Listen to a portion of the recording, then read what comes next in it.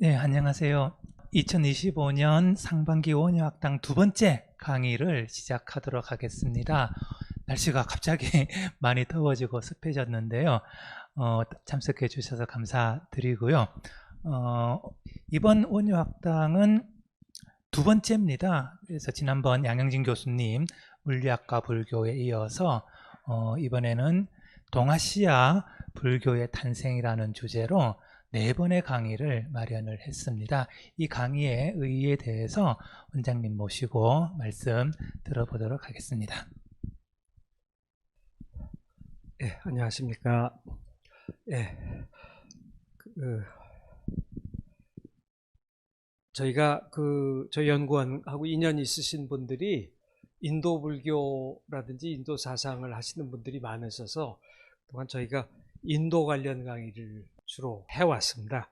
근데 아시다시피 우리는 불교가 동아시아에 오면서 중국 전통 혹은 동아시아 전통 위에서 더 풍부해지고 또 새롭게 변모한 것도 있고, 그래서 동아시아 불교가 탄생했다고 할 수도 있는데, 그런 점에서 이번 저희 1학기 두 번째 강좌는 동아시아 불교는 어떻게 탄생했는가 하는 주제를 잡게 됐습니다. 아무래도 우리는 동아시아 전통에 속하기 때문에 거기에 대해서 관심도 많으실 것도 같고요.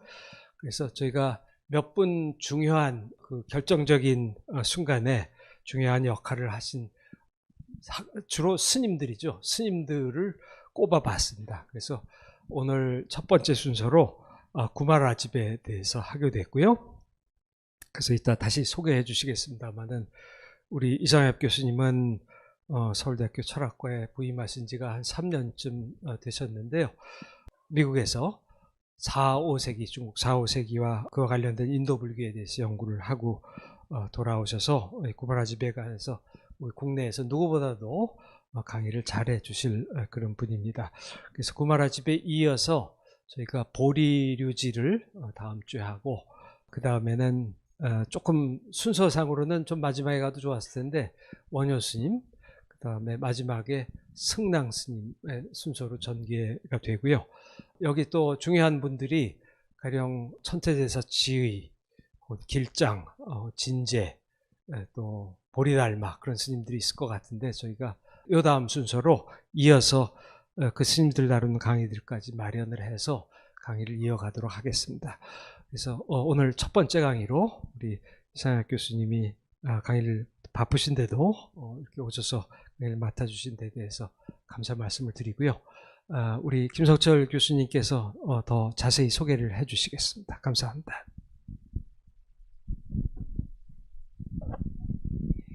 예, 원장님 감사합니다. 원장님께서도 말씀하셨습니다만 작년에 저희들이 이제 인도 불교, 인도 문명과 불교라고 하는 불교 탄생에서 인도의 문명이 어떻게 불교화되었나 하는 주제로 강좌를 진행을 했었는데요. 그 연장선상이라고 보시면 되겠습니다. 이번에는 동아시아에서 어떻게 불교가 탄생했는가 하는 이 주제고요. 오늘 첫 주제가 구마라집 스님이십니다. 구마라집 스님이시면 여러분들 다들 잘 아십니다. 불교를 동아시아에서 혹은 한국에서 불교를 접하신 분들은 도저히 모를 수가 없는 분이십니다. 금방 생각나는 것만 해도 금강경, 법화경, 유마경 같은 주옥 같은 대승경전을 번역을 하셔서 사실 저희들이 늘 자주 읽는 경전의 번역자시고요. 그 다음에 중론이나 대지도론 같은 논서도 번역을 하셔서 저희들한테 굉장히 익숙해 있는 분입니다. 사실상 동아시아 불교의 가장 밑바탕을 형성했다고 하실 수 있는 분이 구마라집 스님인데요. 그 스님을 오늘 이상혁 교수님을 모시고 첫 강좌의 주체로 들어보도록 하겠습니다. 오늘 강의를 해주실 이상혁 교수님은요, 서울대 철학과에서 학사와 석사를 하셨습니다. 그리고 미국 스탠포드 대학에서 신불멸론이네요. 그러니까 중세중국에서 신불멸론이라는 주제로 학위를 하셨습니다. 이게 굉장히 인도 불교가 중국 불교로 넘어오면서 약 약간 인도 불교와 어떻게 상이한 지점의 핵심 중에 하나인데요. 굉장히 재밌는 주제로 학사학위를 하시고 2023년부터 2021년에 박사학위를 하셨는데요. 2023년부터 서울대 철학과 교수로 재직 중이십니다. 그 외 논문으로는 보살도의 일상성이라는 논문이 있고요. 이건 이제 존 해리슨이라고 하는 분의 이제 그 뭐라고 패스트 슈리프트니까 그러니까 이 기념 논문집에 실린 건데 계율에 관한 보살 계율에 관한 논문입니다. 이상 교수님 아주 학문의 초기 단계부터 법망경이라든지 보살계라든지 보살의 계율 사상에 대해서 아주 관심이 많으신 분이시고요. 거기에 대해서 꾸준히 논문을 발표해주고 계십니다. 그 외에 이제 우바세 오개경 위경에 나타난 보살계, 이건 아마도 유가론 보살지의 이역본에 관한 논문이신 것 같습니다. 이렇게 보살계에 관한 논문을 많이 쓰셨고요. 그 외에도 석승윤가요. 십주경 한주서에서 진여와 일심의 형이상학이라든지 길장의 반실제론적 진리 이론이라든지 하는 철학적인 분야에 대해서도 조예가 깊으신 분입니다. 오늘 이상혁 교수님 모시고 구마라집에 대해서 아주 깊이 있는 그런 강의를 들어보도록 하겠습니다. 그럼 부탁드리겠습니다. 네, 소개 말씀 감사합니다. 이번 그 중국 불교, 동아시아 불교를 주제로 전개되는 이번 학기 원효 학당 강연의 처음 강연 구마라집에 대해서 구마라집에 대한 강연을 맡은 서울대학교 철학과의 이상엽이라고 합니다. 네. 강의 시작하기 전에 앞서 이렇게 중요한 주제에 대해서 제 생각을 말씀드릴 기회를 주신 이주영 선생님과 김청철 선생님께 감사드리고요. 또 오늘 되게 초여름 굉장히 밖에 좋은 날씨인데도 불구하고 저녁 시간 이렇게 할애해 주셔서 이렇게 제가 이제 드리려는 말씀을 들어오신 청중의 여러분들께도 감사의 말씀을 드립니다. 네, 그러면은 오늘 준비한 내용을 시작해 보도록 하겠습니다. 이게 제가 오늘 여기 출발하기 직전에 제 연구실에서 있는 책을 몇 권 꺼내서 찍은 사진인데요. 이 책들의 공통점이 혹시 뭔지 아시겠나요? 잘 보이시나요? 네, 잘 안 보이실 수도 있을 것 같아서 제가 제목이라도 우선 읽어드리겠습니다. 법화경, 중론, 금강경, 네, 그런 지금 책들, 유마경, 가운데 이 하얀색으로 있는 게 유마경이고요. 그런 책들이 있습니다. 그래서 이건 영역이고 이것도 영역이고 이거는 이제 범어하고 한역하고 같이 나오는 책이고요. 이거는 이제 고 김성철 선생님께서 번역하신 중론이고 이건 또 이기영 선생님께서 번역하신 금강경입니다. 그리고 또 이거는 저희가 이제 아마 사찰 같은 데서 이렇게 보급하는 그러한 금강경의 또 판본이고요. 그래서 지금 여기 이 책들의 공통점이 이게 다 구마라집이 이제 번역을 한 한역의 기초에 있거나 그 한역을 그 내용의 일부로 담고 있는 그러한 책들이라는 겁니다. 그래서 이렇게 저희가 불교학을 연구하는 데 있어서도 또 그리고 불교를 이렇게 수행하는 데 있어서도 지금 현재 2025년에 대한민국에서도 이 구마라집의 번역이 이렇게 많이 활용되고 있다는 것을 보여드리고 싶어서 우선 이런 사진을 준비해 봤습니다. 그래서 이 문헌들을 다 번역한 게 이제 이 구마라집이라는 우선 스님이었는데요. 이게 이제 저희가 뭐 일반적으로 사용하는 예전에 애전 문헌에 나오는 그런 초상화고, 이거는 이제 제가 곧 말씀드리겠지만 구마라집 스님이 태어나신 곳이 구차라는 타림 분지의 오아시스 도시 국가입니다. 거기 지금 구차라는 곳에 지금 가면은 이 동상이 이렇게 세워져 있습니다. 지금 중국의 일부가 되어 있는데, 네, 거기에 이렇게 동상이 세워져 있습니다. 그래서 이 구마라집이라는 제가 방금 보여드린 그 문헌들을 번역한 그 스님에 대해서 얘기를 해보려고 합니다. 우선 이 구마라집 스님의 탄생에 대해서부터 얘기를 하겠습니다. 그래서 4세기 중반에 이 타림 분지의 도시국가 쿠차에서 탄생을 했다고 합니다. 그 전에 제가 말씀드리려고 하다 빼먹은 게, 이 생물 연도에 관해서는 좀 이설이 있고, 그리고 저도 이번 기회에 다시 이 이설에 대해서 꼼꼼하게 검토를 해봤는데, 둘 중에 어느 것도 확정적이지는 않은 것 같습니다.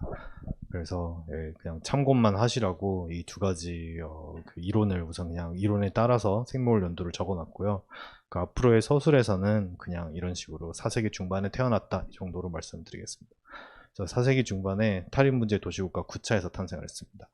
그 탈임분지라는 거는 이게 이제 그 실크로드를 나타낸 지도인데요. 지금 여기에 이렇게 보이는 여기를 탈임분지라고 합니다. 이게 탈임분지라고 우리가 부르는 이유는 이 밑에 골륜산맥이라는 산맥이 있고 이 위에 천산산맥이라는 산맥이 있어서 그 사이에 이렇게 분지가 형성돼 있어서 이것을 저희가 탈임분지라고 이렇게 명명을 했습니다. 그래서 여기 있는 이 구차 여기서 이제 구마라집 법사가 태어났습니다. 이 주도에서는 여기입니다. 그래서 그 탈임분지에 있는 실크로드에 있는 오아식스 국가에서 태어났습니다. 그래서 이 당시 4세기 중반 구마라집이 태어났을 때 이 구차의 불교에 대해서 말씀드리면요. 이때 이미 불교가 흥성하여서 한 380년 전후에 이제 그 중국 측의 기록들이 있는데요. 그걸 따르면은 그 이 구차라는 도시국가에 1000여 개의 사찰이 있었고 또 가령 불도설미라는 그 승려 한 명이 있었는데 그 승려가 통과하는 7개의 사찰에 비구가 350명, 비구니가 260명 있었다는 그런 기록이 전해집니다. 그리고 이제 그 구마라집의 아버지는 대대로 인도에서 재상을 해온 가문 출신의 쿠마라야나라는 사람이었고, 이분은 그 자기가 이제 재상의 지위를 아버지로부터 물려받을 수가 있었는데 포기하고 출가하여서 유랑 생활을 하여서 구차로까지 왔습니다. 구차국왕의 마음에 들어서 그 왕의 여동생과 결혼하게 됩니다. 그래서 어머니는 이제 그 구차국왕의 여동생인 지바라는 사람이었고요. 구마라집을 낳고는 출가해서 비구니 스님이 됩니다. 그래서 구마라집은 그 어머니를 이제 비구니 스님이 된 어머니를 따라서 이제 저희가 계율에 따르면은 3위가 될 수 있는 가장 어린 나이가 7살입니다. 그래서 7살이 되자마자 출가를 하게 됩니다. 출가를 해서 이제 불교를 공부하게 되는데 구마라집의 전기에 따르면 하루에 1000개의 개, 하루에 1000개의 개를 암송하는 탁월한 그런 수학 능력을 보여줬다고 합니다. 이 개라는 건 여기서는 그 우리가 알고 있는 그런 개송 그거를 1000개를 외웠다 그것보다도 이 개라는 게 그 문헌의 분량을 세는데도 사용이 됐습니다. 하나의 단위로. 왜냐하면 그 한 개가 32음절이라서 그거를 이렇게 뭐 1000개라고 하면은 가령 뭐 32,000 음절 정도의 분량의 문헌을 의미를 합니다. 그래서 저도 궁금해서 한번 다른 문헌을 가지고 세봤는데 이게 어느 정도인가 그 산스크리트어 법화경을 세보니까 이게 한 17만 음절이 있더라고요. 그래서 이게 개로는 5,500개가 됩니다. 그러니까 법화경의 한 5분의 1 정도 되는 길이의 문헌을 매일 학습을 했다는 겁니다. 그럼 또 그렇게 생각해 보면 또 아주 불가능한 분량까지는 아닌 것 같고요. 그럼에도 여전히 놀라운 분량인 것도 사실인 것 같습니다.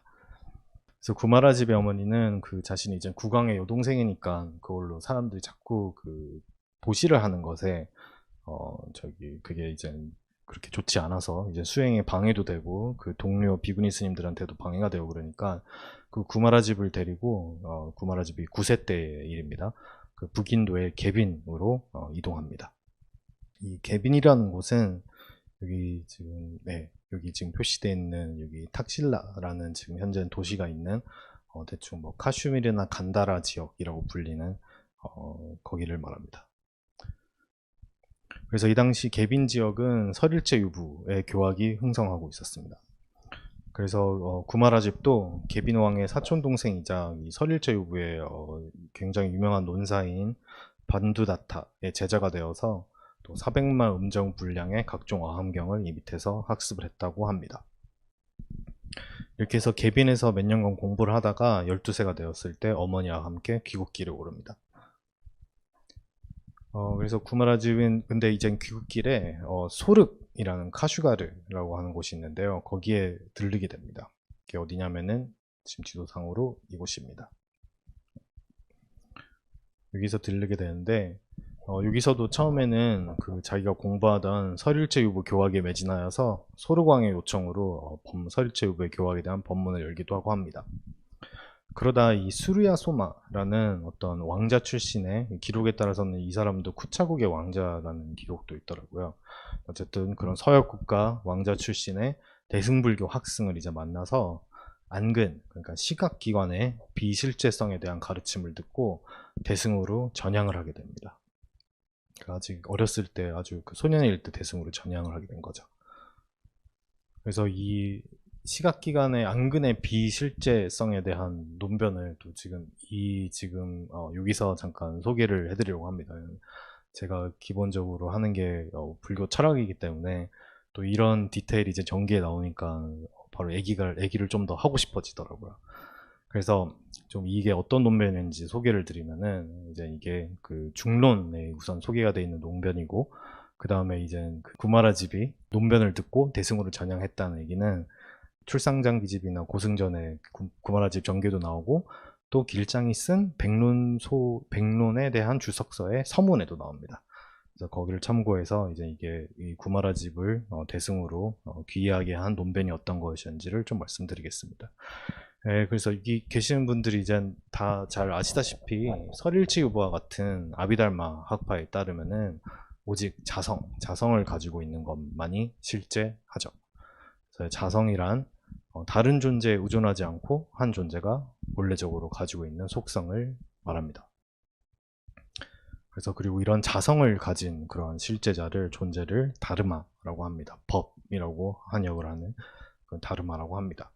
그래서 그 다르마의 예로는 예를 들어서 따뜻함을 자성으로 가지는 불의 원소가 있고, 또 딱딱함을 자성으로 가지는 땅의 원소가 있고 그렇습니다. 그래서 이 안근의 경우에는 시각기관의 경우에는 이것도 그 설일체 유부가 구마라집이 원래 학습하던 설일체 유부가 인정하는 물질적 다르마 중 하나입니다. 그럼 이제 이 물질적 다르마로서의 안근의 자성이 무엇인가 하면은 그래서 불의 원소의 자성은 따뜻함이었잖아요. 안근의 경우에는 자성이 본다라는 속성이라는 이해가 있었습니다. 그래서 이에 대해서 그 구마라집이 만난 수르야소마라는 대승불교 학승이 이런 질문을 합니다. 만약 시각기관이 보는 것을 자성으로 삼는다면 마땅히 그 자신을 볼 수 있어야 할 것이다. 이런 말을 했다고 합니다. 그리고 이 말을 듣고 곰곰이 생각을 해본 구마라집은 대승에 귀의를 하게 된다고 합니다. 그래서 이게 어떤 철학적으로 함의를 가지고 있는 논변인지를 또 설명을 해드리겠습니다. 풀어서 말하면은 이제 다시 그 중론의 이제 그 관육군품이라는 거기를 참고를 해서 풀어서 말씀드리면은, 만약 그 본다는 것이 시각기관 안근의 자성이라면은, 그러면은 이게 자성이기 때문에 자성의 정의상 다른 존재에 의존하지 않고 다른 존재들과 무관하게 본다라는 속성을 항상 가지고 있어야 할 것입니다. 따라서 그 별도의 시각 대상이 없이 그냥 그 시각기관만이 있는 환경에서도 시각기관 자신을 볼 수 있어야 합니다. 왜냐면 다른 게 없는데 여전히 봐야 되니까 볼 수 있는 게 자기 자신밖에 없겠죠. 근데 여러분들 다 우리가 항상 시각기관 사용을 하지만 시각기관은 시각기관 자신을 볼 수가 없습니다. 저희가 지금 시각을 활용하면서 안근을 보고 있지 않잖아요. 저희 눈을. 그렇다면은 이 본다라는 속성은 다른 존재에 의존해야만 발생할 수 있는, 다른 시각 대상이 있어야만 발생할 수 있는 그런 의존적 성질입니다. 따라서 그 자성이라는 정의에 부합하지 않고, 따라서 그 본다라는 속성은 자성이 될 수가 없고, 따라서 본다라는 속성을 자성으로 가지는 시각기관이라는 다르마도 실제할 수 없다. 이제 이런 논변을 구성하게 되는 것입니다. 그래서 이거를 듣고 이제 구마라집은 대승에 귀의를 하게 됐다고 합니다. 그래서 이후 중론, 그리고 백론, 12문론과 같은 초기 중간 학파의 논설을 학습합니다. 그리고 또 여기서 계속 소륵에서 머물면서, 카슈가르에서 머물면서 이제는 대승의 입장에서 또 논적들을 상대하여서 이렇게 명성을 올리게 된다고 합니다. 자, 그 다음에 이게 귀국길에서 그 개빈에서 쿠차로 귀국하는 사이에 있었던 일인데요. 그런 다음에 결국 귀국을 하게 됩니다. 어머니하고 같이. 그다음 귀국 후 20살이 되어서 20살이 되면은 구족계를 수기해서 비구가 될 수 있습니다. 그래서 설일체 유부의 구족계를 수계하여서 비구가 됩니다. 비말락샤라는 스님으로부터. 그 다음에 이제 어머니는 어떻게 됐냐면은 그 성인이 된 구마라집하고 헤어져가지고 이제 성인이 됐으니까 그 인도로 돌아가 수행을 계속하였다고 합니다. 그래서 아나함가를 인도에서 증득하였다고 합니다. 그 다음에 구마라집은 이제 그 대승의 논사가 됐잖아요. 그래서 그 계빈에서 스승으로 섬겼던 아까 그 유명한 설일체 유부의 논사 반두다타가 이제 구마라집의 소문을 듣고 왔다고 이제 전기에는 나와 있는데, 구마라집이 뭐 아주 그 불교를 잘 가르치고 있다고. 근데 이제 이게 아마 맥락상 그 소문이라는 게 자기 제자가 대승으로 변질을 했다, 이런 얘기를 듣고 찾아온 것 같습니다. 그래서 찾아오자마자 이제 구마라집하고 다시 그 설일체 유부가 맞냐 아니면은 대승불교의 중관 사상이 맞냐, 이거를 가지고 길게 논쟁을 했다고 합니다. 그 논쟁 끝에 결국 구마라집이 자기 예전에 설일체 유부의 스승이었던 반두다타를 개종을 대승불교로 전향을 시켰다고 합니다.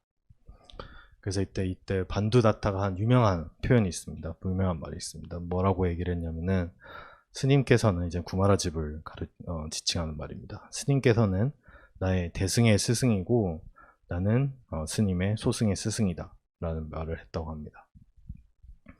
그래서 이윽고 명성이 서역뿐만 아니라 중국에까지 전해져서 370년대 말이 되면은 그 중국 측 기록에서도 이름이 보이기 시작합니다.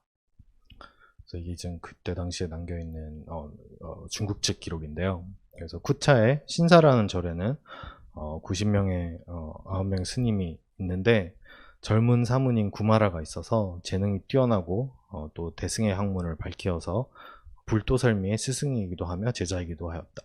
이 불도설미라는 이름 기억하시나요? 아까 구차국 불교를 소개해드리면서 그때 이제 이 7개의 사원을 거느린 그런 영향력 있는 스님이었는데요. 그 스님의 이 스님의 이제 대승의 스승이 되었던 것입니다. 이 젊은 구마라지바가. 이 스님 자신은 이제 아함경의 학자, 그 설일체 유부의 학자였지만요. 정확히는 설일체 유부인지 어떤 부파였는지 확실히 하지 않지만 설일체 유부라도 봐도 될 것 같습니다. 왜냐면 이 여담인데, 이 불도설미로부터 구한 비구니 계본을 중국에서 나중에 번역하게 되는데, 그게 설일체 유부의 비구니 계본으로 알려져 있기 때문에 불도설미도 설일체 유부였을 것입니다. 근데 이젠 이렇게 해서 그 구차에서 이렇게 구마라집이 활동을 계속 하는데, 하다가 이제 370년대 말에 중요한 역사적 사건이 생각납니다. 사실 이 구마라집 자신은 어쩌면은 이런 역사적 사건이 일어날 거라고 이런 걸 기대하고 있었다고 저희가 생각할 이유는 딱히 없을 것 같은데요. 왜냐하면 이게 지금 좀 멀리 떨어져 있는 북중국에서 일어난 일이었습니다. 그게 무슨 일이었냐면은 370년대 말에 그 전진이란 나라가 있었는데요. 그 전진왕 부견이 4세기 초일에 계속 이 화서해랑 양주 지역을 점거하고 있었던 전량을 정복하여서 북중국을 통일하게 됩니다. 이 하서회랑이라는 거는 지금 보시면은 여기 지금 란쩌라고 되어 있는 데가 지금 현재 란쩌고, 예전엔 고장이라고 부르는 곳이었고요. 그다음에 여기 지오촨이라고 되어 있는 곳이 지금 이제 둔항에 해당하는데요. 이 사이 지금 두 오아시스 도시를 이어주는 요 길을 하서회랑이라고 합니다. 그리고 이제 이 하서회랑의 동쪽에는 장안이 있는 거고 서안이 있는 거고, 서쪽에는 타림 분지가 있죠. 그래서 4세기 이제 370년 말까지는 이 지역이 다른 정권에 의해서, 전량이라고 하는 정권에 의해서 지배를 받고 있었습니다. 그런데 370년대 말에 전진의 부견이 이 북중국을 통일을 하고, 이제 보여드리겠습니다. 이런 식으로 전량이란 국가가 이 고장과 돈항을 점거하고 있었습니다. 근데 이 전진이란 국가가 370년대 말에 이런 식으로 고장과 돈항 지역을 점령하게 됩니다. 그래서 이 북중국을 통일하고 난 다음에 이제 자연스럽게 이 전진이라는 나라는 이 남중국의 동진, 그리고 이 하서회랑의 서쪽에는 방금 보셨듯이 탈인 분자 있죠. 그 오아시스 도시들, 코탄이 구차가 있고 코탄이 있는 거기로 출병을 하게 됩니다. 그래서 383년에 북연 본인이 남중국을, 또 북연의 부하 여광이 탈인 문제를 공략합니다. 그래서 여광은 384년에 이제 쿠차를 정복을 하게 됩니다. 그리고 구마라 집을 포로로 사로잡습니다. 그러고 난 다음에 근데 이제 구마라 집을 데리고 장안으로 돌아가지는 못하게 됩니다. 왜냐면은 이제 거의 동시대에 출발한 그 북연의 군세가 그 남중국에 있던 동진과의 그 비수대전이라는 큰 전쟁이 있었는데요. 거기서 패하고 또 그 과정에서 또 다른 정권에 의해서 그 전진의 수도 장안이 함락되게 됩니다. 그래서 여광은 중원으로 못 돌아오고 그냥 그 상태로 양주를, 아까 고장하고 도낭이 있는 양주를 점거하고 그다음에 불견의 사망, 385년에 불경이 죽는데요. 그 이후에 후량이라는 새로운 왕조를 건국을 합니다. 그럼 이제 구마라 집은 어떻게 되냐면은 이 이후에 384년 이후에 401년, 그러니까 거의 16년 정도의 기간 동안 양주 지역에서 별다른 포교나 확수 활동을 하지 못하고 이 후량이란 정권의 정치, 군사, 고문 정도로 활용되게 됩니다. 그래서 근데 다만 이제 이게 완전히 의미가 없었던 기간은 아닌 게 이제 보시겠지만 구마라 집이 중국어가 아주 유창했는데요. 그 중국어를 습득한 게 아마 이 16년 동안의 기간이 아니었나 학자들이 추측을 하고 있습니다. 근데 별다른 학술 활동이나 번역 활동 이런 거는 이제 할 수 없었다고 그런 식으로 전해지고 있습니다. 네, 그 다음에 이제 401년에 그 후진이라는 또 다른 정권이 있습니다. 그 후진이라는 나라의 요흥이라는 왕이 이제 아까 말씀드린 그 하서회랑에 군사를 보내가지고 양주 지역에 후량을 정복을 합니다. 그 다음에 요흥의 군대가 구마라 집을 데리고 12월 20일, 이 날짜가 좀 중요합니다. 401년 12월 20일. 왜냐면은 저희가 그 구마라 집의 인생에 있어서 유일하게 확실하게 알 수 있는 날짜가 이 날짜입니다. 이 날짜는 그 복수계 그 역사 소스의 사료에서 나오는 그 동시대 사료에서 나오는 날짜이기 때문에, 그래서 이때 이제 구마라 집이 드디어 우리가 생각하는 중원, 중국 지역으로 도래하게 됩니다. 그래서 이 요흥이라는 군주는 다행히도 그 아까 방금 말씀드린 후량의 여광이니 그 여광의 아들 같은 사람들은 딱히 불교에 관심이 없었습니다. 그렇기 때문에 구마라집이라는 당시에 그렇게 명성이 있는 학승을 모시고도 아무런 저희 불교 관련된 일을 안 했던 거죠. 근데 요흥의 경우에는 무린들과의 교류도 깊고 또 불교를 신봉하는 그런 군주였다고 합니다. 그래서 이 용이라는 군주가 저술한 통삼세론이라는 그 글이 지금까지 전해지는데요. 광홍명집이라는 문헌에 편찬이 되어서 그거를 읽어봐도 이제 설일체 유부의 교설이 보입니다. 그 법이 지금 현재만 존재하는 게 아니라 과거도 미래에도 존재한다는 그 교설을 통삼세론에서 설하고 있습니다. 또 이 용을 비롯한 또 다른 이제 후진 왕실의 다양한 그 사람들의 적극적인 지원 아래 또 그 인도 및 서역 출신의 다른 승려들과 중국인 학생들과 또 협력을 하여서 이제 그 402년 1월부터 또 410년경 입적하기까지 다양한 대승경전과 논서와 계율문헌과 선문헌을 번역하게 됩니다. 그래서 출상장 기집에 따르면은 35종의 문헌, 35종의 텍스트, 출상장 기집이라는 거는 이제 6세기 초에 편찬된 중국의 불교 문헌이 소개된 일에 대한 기록을 모아서 만들어진 텍스트입니다. 그래서 출이라는 거는 역출하다는 뜻이고, 삼장은 여러분들이 알고 있는 경률론 3장에 해당되고요.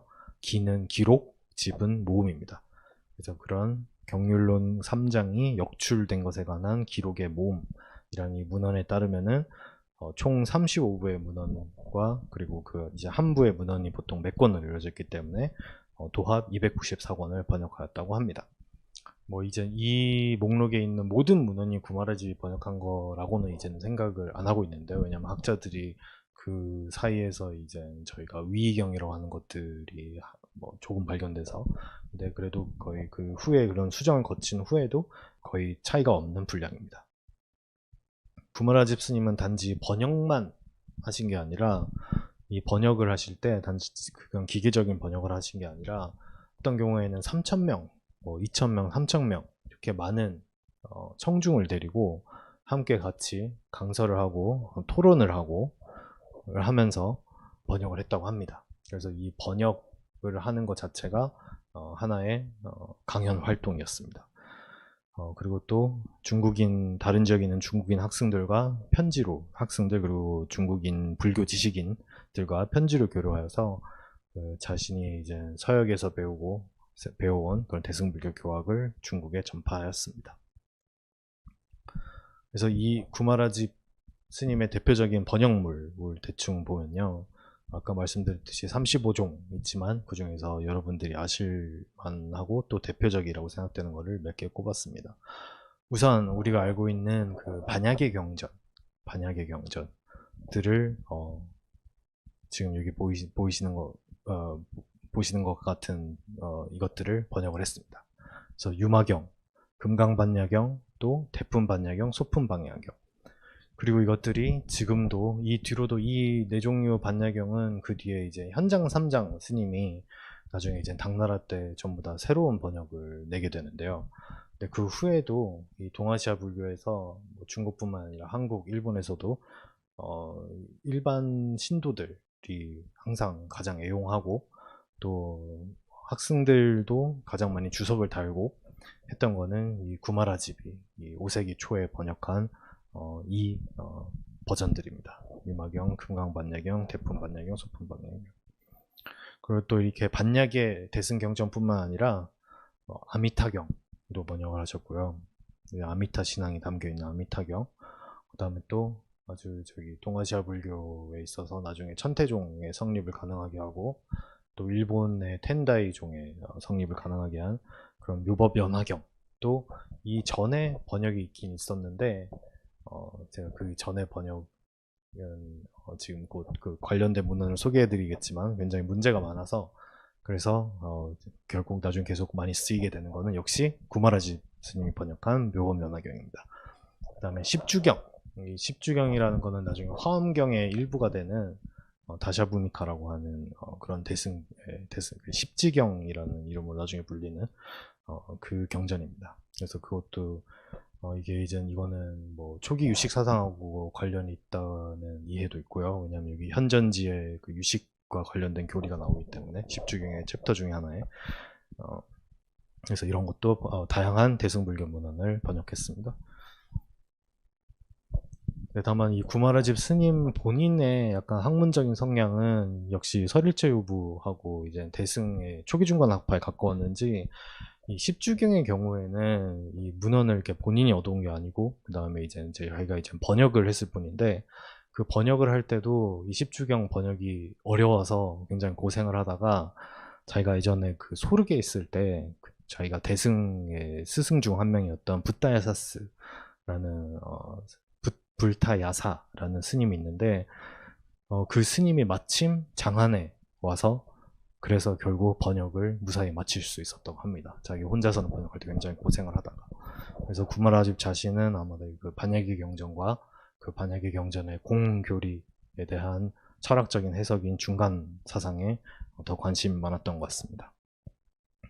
그 다음에 좌선산매경이라는 선정에 관한 경전도 하나 번역을 하셨고요.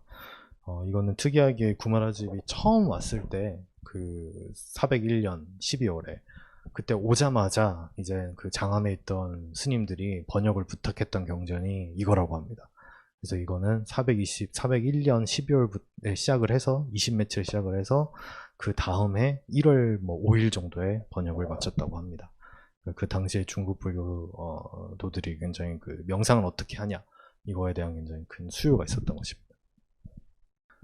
그런 다음에 이제 이렇게 명상 관련 문헌 그리고 다양한 대승불교 경전에 이어서 율장도 이제 저희가 사대광유라고 하는 그 부파 불교의 율장들이 이제 나중에 네 종류가 모이게 되는데, 그 중에서 제일 먼저 이제 소개된 게 이 십송률입니다. 400년대에 번역이 된 십송률. 이게 이제 설일체 유부, 구마라집이 속해 있던 설일체 유부의 율장입니다.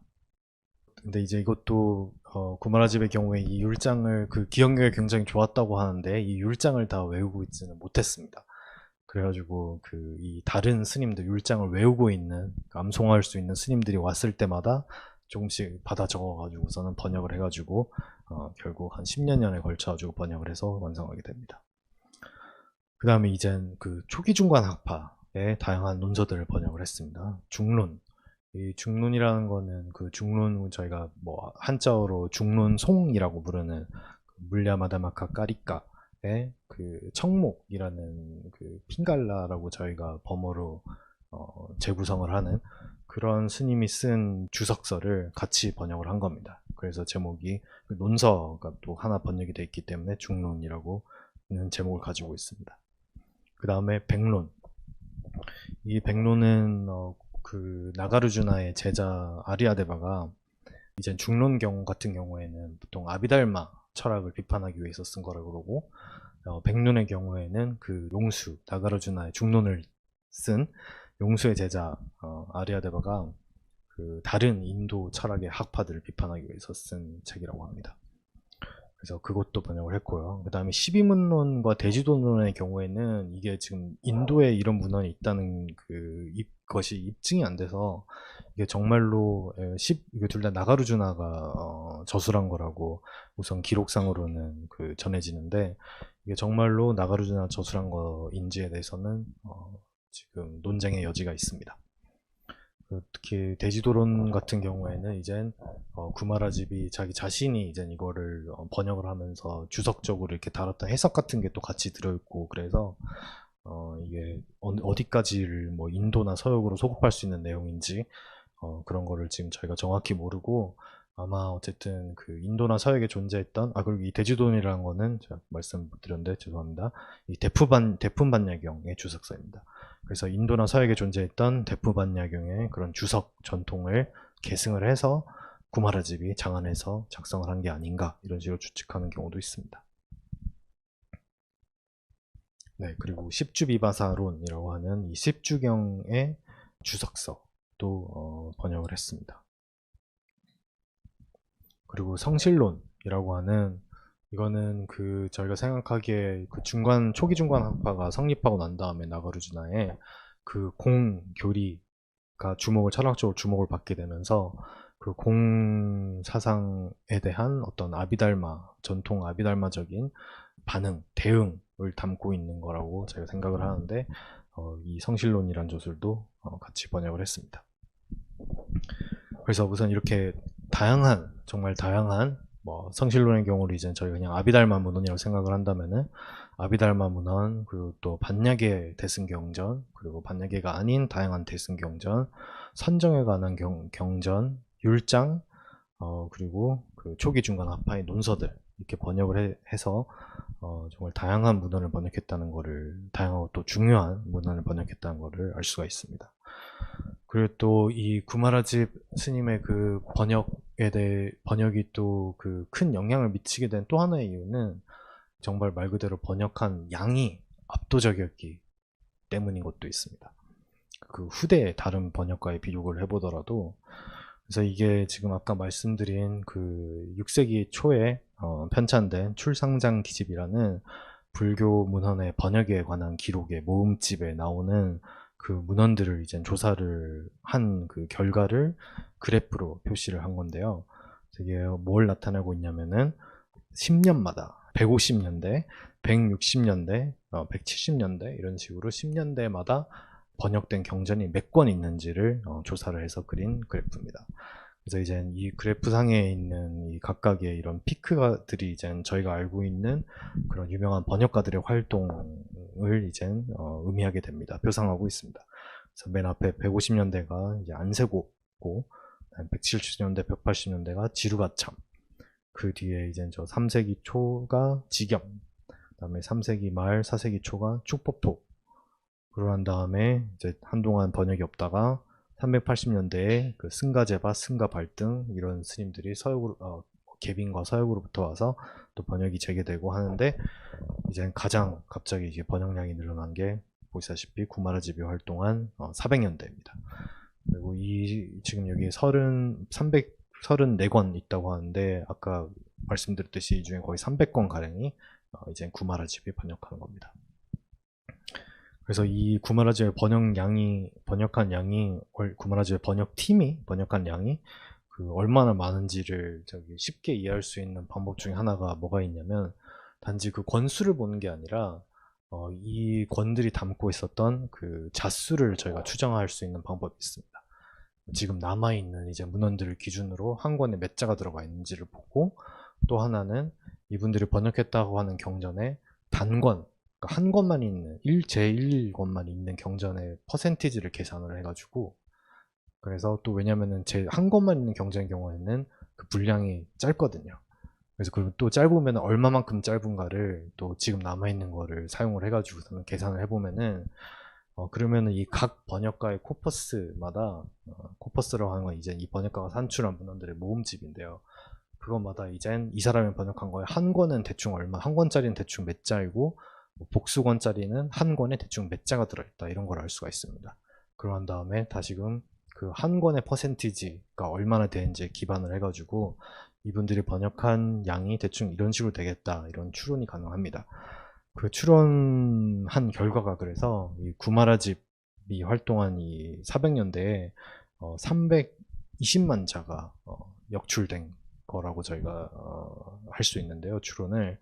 근데 이게 어느 정도로 많은 거냐면은 이전에 이 안세고부터 축포포까지 한 2세기 초부터 4세기 초까지 거의 3세기 동안 번역된 거를 다 합친 게 330만 자입니다. 그러니까 거의 비슷한 분량이 이 400년대 구마라집의 활동으로 그 이전에 중국에 존재했던 것과 거의 비슷한 분량이 산출이 되었던 것입니다. 그래서 이 구마라집의 번역은 그래서 다루는 그 경전의 장르도 다양하고, 문헌의 장르도, 그 다음에 양도 많았고요. 그 다음에 또 그 정확하고 유려한 것으로 유명했습니다. 또 이 정확하고 유려한 거의 의의를 좀 저희가 잘 이해하기 위해서는 이 구마라집 이전에 이루어진 번역들이 얼마나 정확도가 뒤떨어지는 건지에 이제 비교를 해야지 비교를 할 필요가 있습니다. 그래서 그 앞서 구마라집의 경우에는 구마라집 본인이 인도에서 공부한 적이 있고, 또 그 중국에서 그 양주에서 16년간 그 감금 생활을 하면서 중국어를 습득을 했기 때문에 정통적인 인도불교 교육도 받았고, 또 중국어도 잘하는 그러한 아주 특이한 인물이었습니다. 그래서 구마라집 이전에는 인도불교를 수학한 승려는 있었지만, 그 경우에는 이제 이 승려가 출신이 서역이나 인도기 때문에 중국어를 이제 보통 못했고요, 중국에 왔을 때. 근데 또 중국어가 인도어가 모두 가능한 그러한 승려는 중국 출신이라서 인도불교학 수학 경험이 없는 경우가 아주 흔했습니다. 근데 이제 구마라집의 경우에는 자기가 그거를 다 할 수 있었던 거죠. 그래서 뛰어난 번역이 가능했던 것입니다. 그래서 그 전에 있었던 번역들에 대한 그 평가를 이제 그 당시 사람들의 평가, 구마라집 이전 사람들이 직접 남긴 평가들이 있는데요. 그거를 보면은 가령 그 도안이라는 이 312년부터 385년 딱 4세기에 활동한 스님이 있습니다. 그 스님은 이렇게 말을 합니다. 앞서 경전을 번역한 여러 법사들은 한스럽게도 그 문구가 너무 간결하여서 아쉬운 부분들이 너무 많다. 최근 그 대품반야경을 강의하고 학습하여서 업으로 삼지 않는 자는 동서에 찾아볼 수 없지만, 그러니까 모두가 이거를 다 업으로 삼고 있지만 그 단순한 문구의 차원에 있어서도 동의하는 바가 없다, 이들이. 그리고 또 마찬가지 도안 스님이 뭐라고 하시냐면은 그 한평생 1년에 두 번씩 대품반야경을 강의하고 있지만 자신이 그 시작과 끝조차 알아볼 수 없는 문구들이 있어서, 그러니까 어디가 문장이 시작이고 어디가 문장이 끝인지조차 모르겠는 그런 문장들에 이르러서는 매번 책을 내려놓고 깊이 생각하면서 축법포와 목샬라라는 이제 이거를 번역한 사람들입니다. 그 사람들을 만나지 못하는 것을 한탄했다. 그러니까 이게 번역만 되고만 보고 읽어도 도저히 무슨 얘기인지를 모르겠는데 번역한 사람들은 예전에 돌아가셨으니까 만나서 물어볼 수도 없고 그런 이제 상황을 한탄하고 있는 겁니다. 그리고 또 이제 승조라는 여러분도 아마 이름을 들어보신 적이 있을 거라 생각을 합니다. 그 승조라는 그 구마라비집 제자 중에 그 사상을 가장 잘 이해했다고 평가받는 스님이 있는데요. 그 스님도 이제 구마라집의 오기 전에 를 돌이켜 생각을 해보면서 이런 말을 합니다. 한스럽게도 그 지겸과 축포포 아까 그 그래프에서 이름들이 한 번씩 나왔죠. 그 옛날 번역가들 옛날 번역가들이 번역한 문헌에는 그 이치가 문장에 그 사람들이 쓴 문장에 의해서 불분명해진 것이 많아서 그 경전의 현묘한 종지가 이 번역가들로 인해 상실된 것은 아닌지 항상 두려워했다. 그런 말을 합니다. 그래서 이러한 불만, 경전을 봐도 이해를 할 수가 없다. 무슨 얘기인지. 이런 거를 한 번에 이제 해소해 준 것이 구마라집의 번역이었습니다. 그래서 이 구마라집의 번역은 사실 그 후대 현장과 같은 그런 학생들의 번역에 또 비교를 해보면은 저희가 지금 가지고 있는 인도 원본과의 1:1 대응 정도는 또 떨어집니다. 그리고 실제로 이 구마라집 번역에 이제 번역할 때 있었던 일들에 대해서 남아있는 기록이 굉장히 많은데요. 거기를 보면 이제 뭐 일부러 뭐 직역을 하면 이렇지만 이렇게 번역하는 게 더 읽기에 좋기 때문에 이렇게 번역을 했다 이런 말들이 남아있습니다.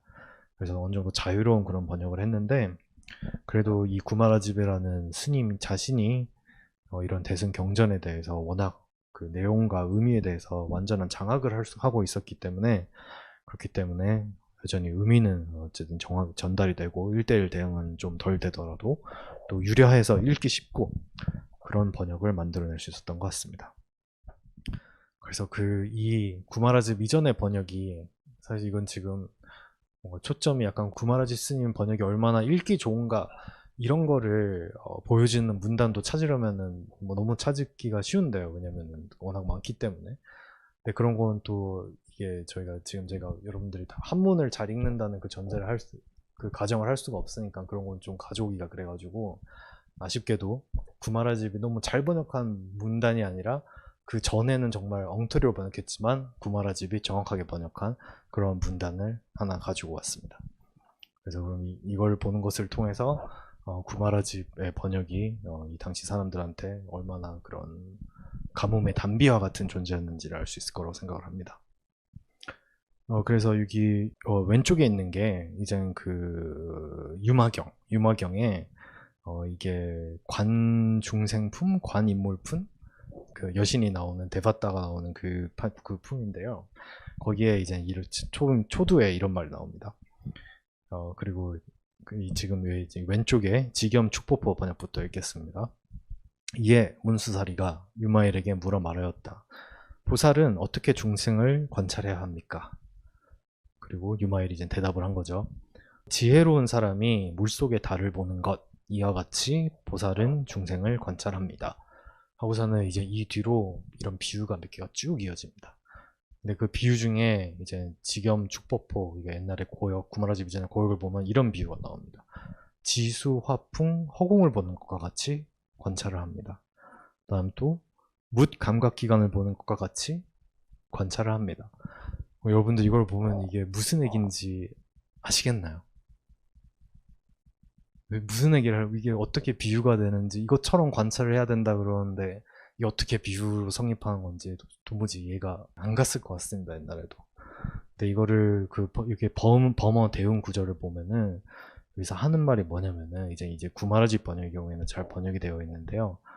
이 지금 제가 밑줄 친 부분 지수, 화풍, 허공을 보는 것과 같이 관찰합니다가 대응하는 게 제5의 다투 제5의 다섯 번째 다투, 제 다섯 번째 원소를 보는 것과 같이 관찰합니다. 이러고, 그 다음에 뭇 감각기관을 보는 것과 같이 관찰합니다. 대응하는 게, 뭐, 7개 감각기관이 아니라 제7의 감각기관을 보는 것과 같이 관찰합니다.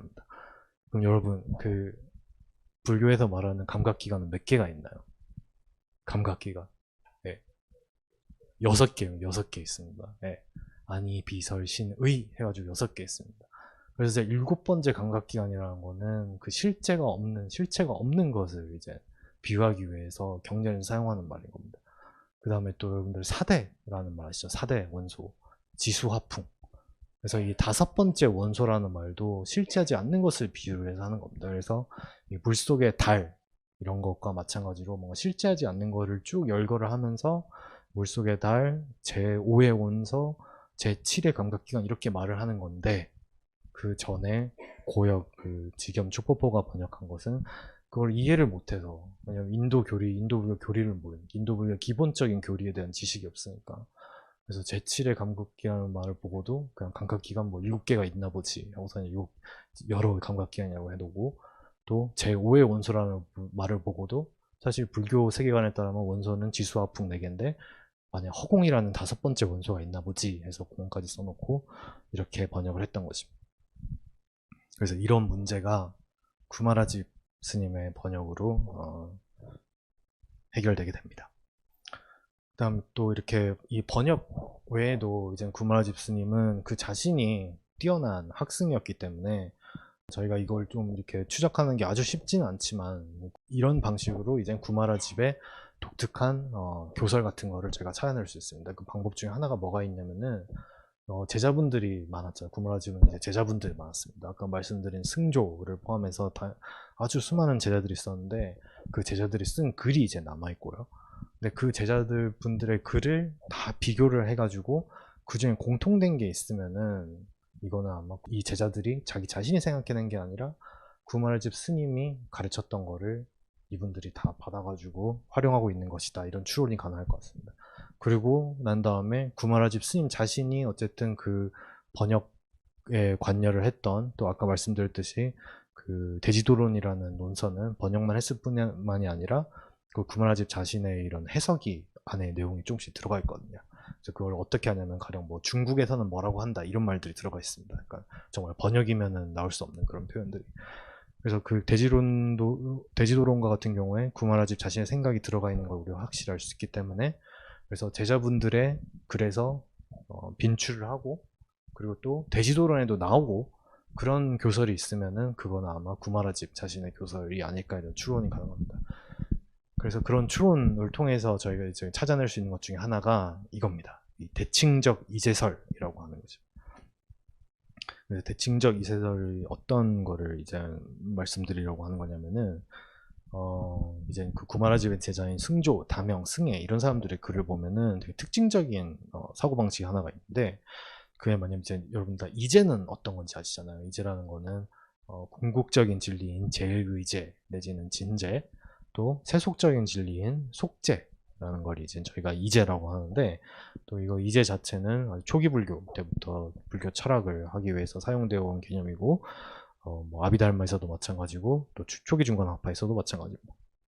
근데 그 이제에 대해서 이분들 독특한 이해를 가지고 있습니다. 그게 뭐냐면은 보통 이제 진제가 불교의 진정한 진리라고 생각을 하는데, 이분들은 속제 또한, 세속제 또한 형이상학적 허무주의에 대한 대치라는 그런 불가결한 의의가 있다 생각을 하여서, 또 이제 그 반대로 형이상학적 실제론에 대한 대치인 진제와 대등한 관계가 있다고 생각을 했습니다. 속제.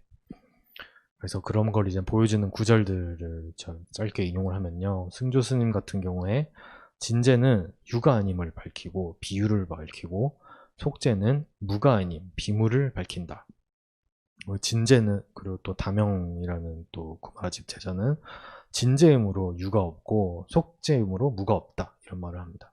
그래서 이런 것들이 의미하는 게 뭐냐면, 이제 여기서 무라는 표현을 썼지만 이게 사실 공이라고 되어 있는 데도 있고, 그래서 이분들이 이제 무하고 공을 같이 혼용을 했습니다.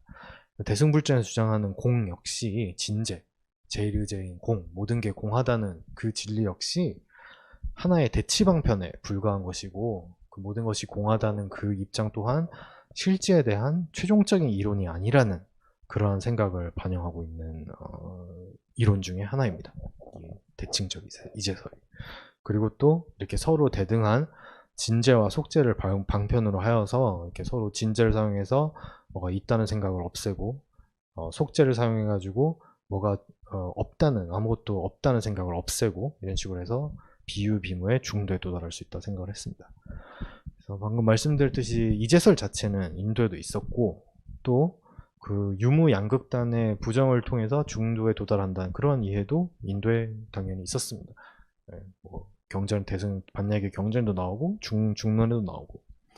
그런데 인도 불교하고의 차이점이 이제 뭐냐면은 보통 이 진제와 속제의 관계는 수직적으로 이해를 했습니다.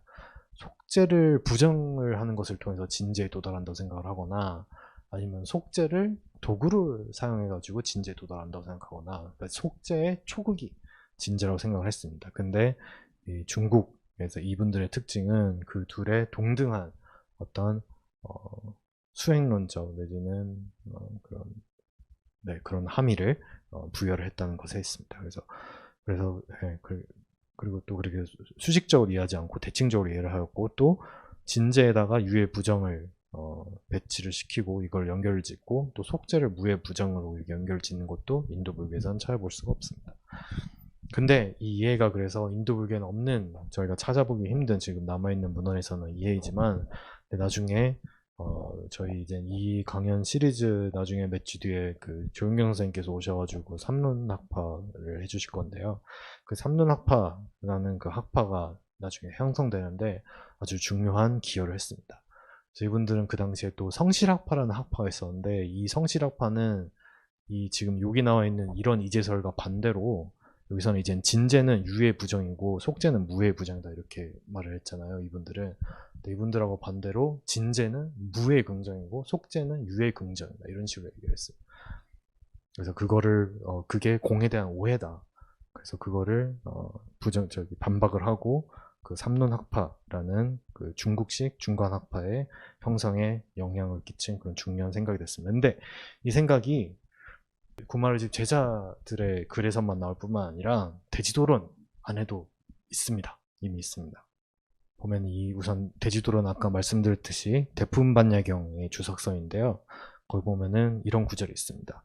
보살마하살은 이제 가운데 머물면서 중생을 위해 설법하니 그 이제라는 것은 세제이고 제일이다, 이제이다 이렇게만 되어 있는데 이거를 그 구마라집이 번역 내지는 장문한 대지론에는 이런 식으로 이제 해석을 합니다.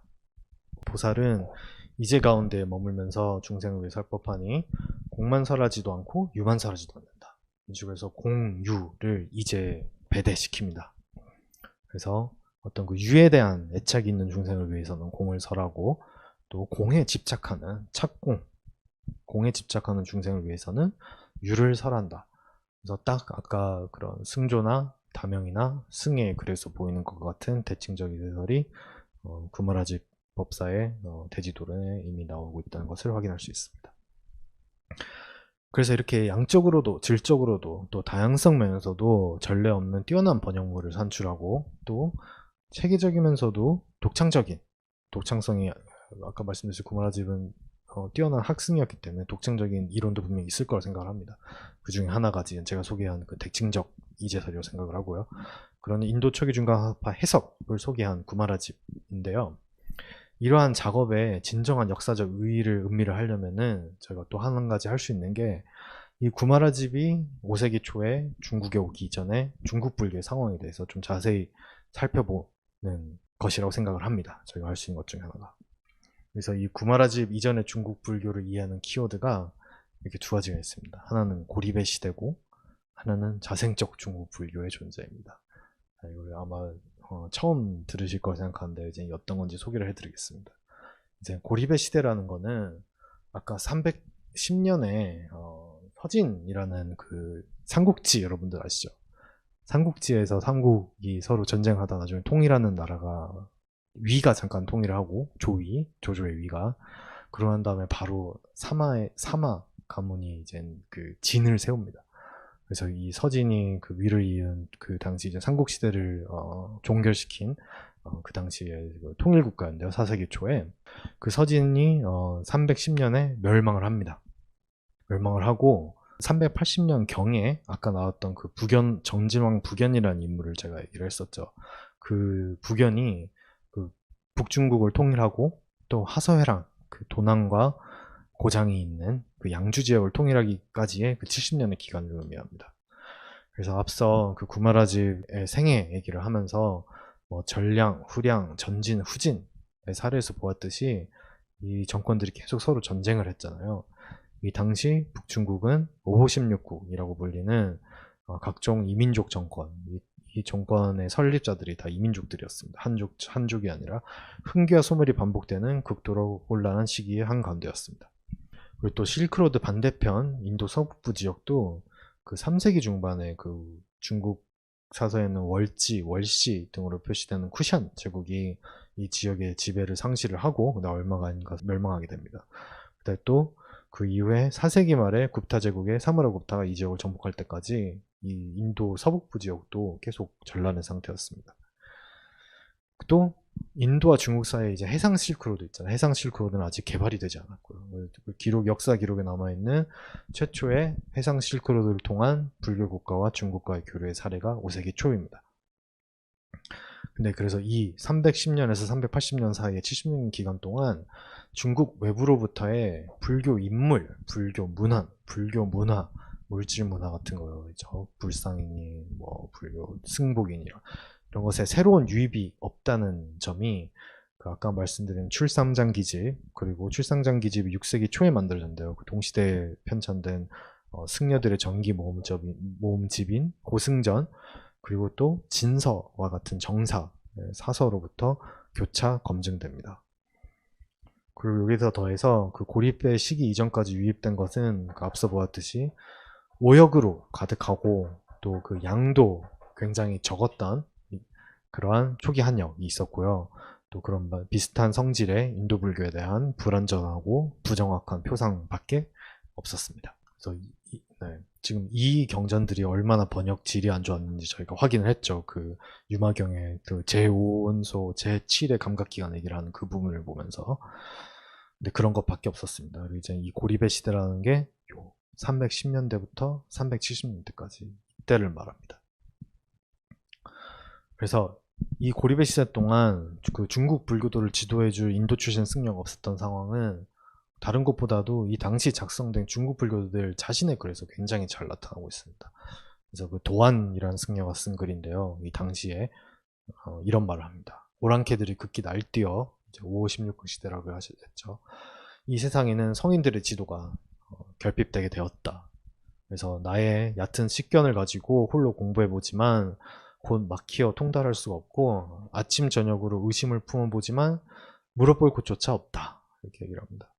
그다음에 또 이것도 도안이 한 말인데요. 거의 비슷한 시기에 성인의 나라 천축은 가는 길이 막혀있고 또 아득히머니 그 신선한 통찰을 가진 학자들이 중국까지 와서 교화를 베푼 일이 적었다. 과거의 그런 스승들은 이미 떠나갔고 또 미래의 스승들은 아직 오지 않았으니 이런 진퇴양난의 상황에서 나는 탄식하고 눈물을 흘릴 뿐이다. 이런 말을 합니다. 또 나중에 이거는 그 구마라집의 제자이자 도안의 제자였다가 도안이 죽고 난 다음 385년에 죽고 난 다음에 구마라집의 제자가 된 승혜가 하는 말인데 그 승가제바가 누구냐면 아까 그래프를 기억하시면은 그 382년에 이제 중국에 온 아마 계빈 출신의 학승입니다. 그래서 승가제바 이전에는 천축의 학승들 중 누구도 중국으로 온 자가 없었다 이런 말을 합니다. 그래서 고승전을 보면은 그 승전 모음집을 보면은 이런 상황의 절박함이 다음과 같은 일화에 나타납니다. 도안은 여러 경전의 주석을 달았는데 그것이 이치에 합당하지 않을 것을 항상 걱정하였다. 이에 만약 내가 설하는 내용이 이치에서 너무 괴리되어 있지 않다면 상서로운 조짐을 보여주기 바랍니다. 라고 빌었다. 그러자 꿈에서 머리가 하얗고 눈썹이 긴 서역 도인이 나타나 도안에게 말하였다.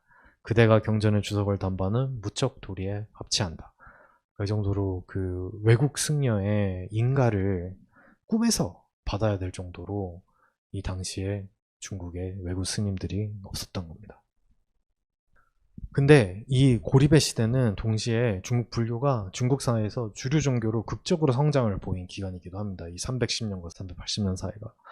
그래서 딱 이때부터 승단이 너무 급격하게 성장을 해가지고 왜냐면 이제 스님이 되면은 국가에서 그 부역도 부과하지 않고 그러니까 뭐 공사 같은 걸 해야 될 때 끌려가지 않는 거죠. 그리고 또 세금도 내지 않고. 근데 이런 식으로 스님들이 계속 늘어나면은 도대체 우리 국가의 재정은 어떻게 되는 것이냐. 이러한 우려가 당시 정부 조정의 관료들 사이에서 제기가 됩니다. 그게 언제 제기가 되냐면은 이 고리배 시대에 제기가 됩니다. 그 다음에 또 역사 기록들을 쭉 살펴보면은 고리배 시대 이전에는 사원들의 위치가 다 어디였냐면은 장안, 낙양 이런 그 당시로도 되게 국제적인 거대 도시들, 메트로폴리스 그런 데에 있는 외국인 커뮤니티에 있었습니다. 근데 고리배 시기를 지나면서 이 사원들이 대도시뿐만이 아니라 중국 방방곳곳에 건립되게 됩니다. 그리고 또 그 중국의 전통적인 문화 정치 엘리트 계층이 이제 사족 계층 있잖아요. 사족 계층. 이 사족 출신의 승려들이 이때부터 등장을 하게 됩니다. 등장하고 꾸준히 증가를 해서 이런 식으로 어떤 그런 문화적인 프리스티지를 이제 얻게 돼서요. 그래서 그거의 정점으로 고리배 시대가 딱 끝나는 381년 1년에 동진 효무제가 중국 황제들 최초로 불교 제가신자 수계를 하여서 불교 신자가 됩니다. 그럼 이제 저희가 이런 질문을 할 수가 있습니다.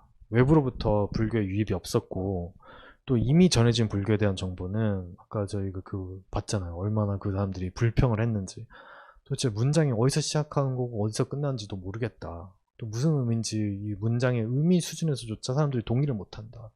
우리가 봤듯이 제5온소가 있다를 비교를 하고 제7의 감각기관을 비교를 하고 이런 정보밖에 없었는데 어떻게 불교의 성장이 가능했는가. 또 율장이 아까 말씀드렸듯이 최초의 율장 번역은 5세기 초 십송율 구마라집이야 그겁니다.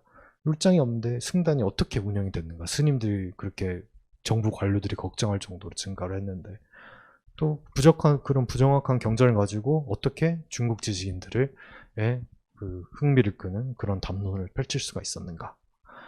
이제 그래서 이 고리배 시대하고 쌍으로 이제 저희가 이해를 해야 될 게 이 당시에 불교가 중국에서 자생적으로 흥기를 했다는 사실입니다.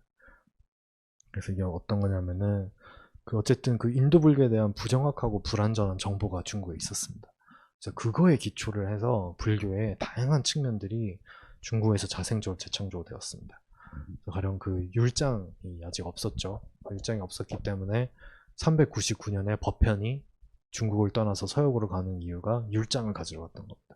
그래서 율장이 없어서 승려들이 유가나 도가의 관습에 비판적으로 의존을 했다고 합니다. 당시에.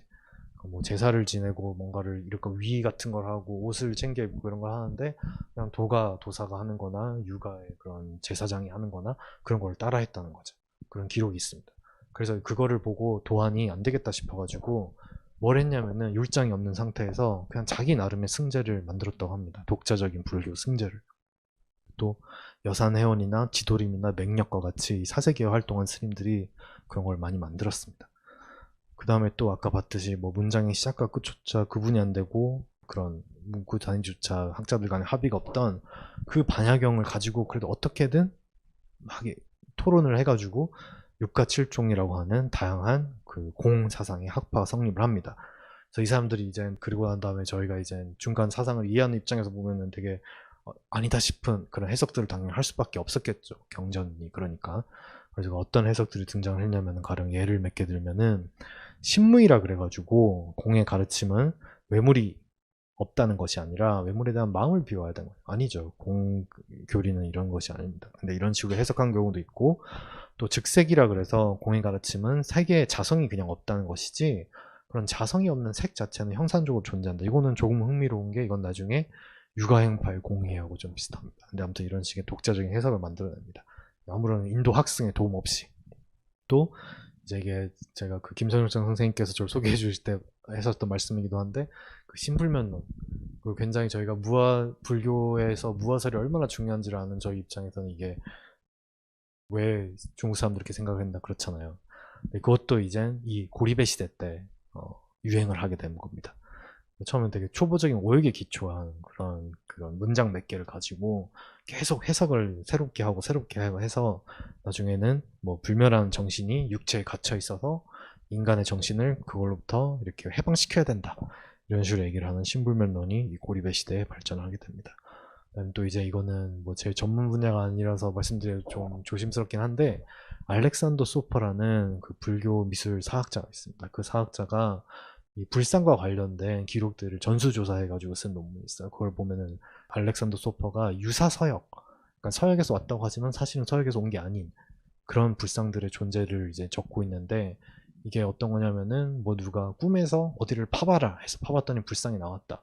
길 가다가 이상한 빛이 나서 땅을 파봤더니 불상이 나왔다. 이런 것들을 말합니다. 그리고 난 다음에 이제 파봤더니 거기에 뭐 무슨 진시황 때 이게 아쇼카 왕이 보낸 거다 이런 게 적혀 있었다. 그래서 이런 것들이 또 모여 있는 게 고리베 시대입니다. 이런 불상들의 발견의 기록이.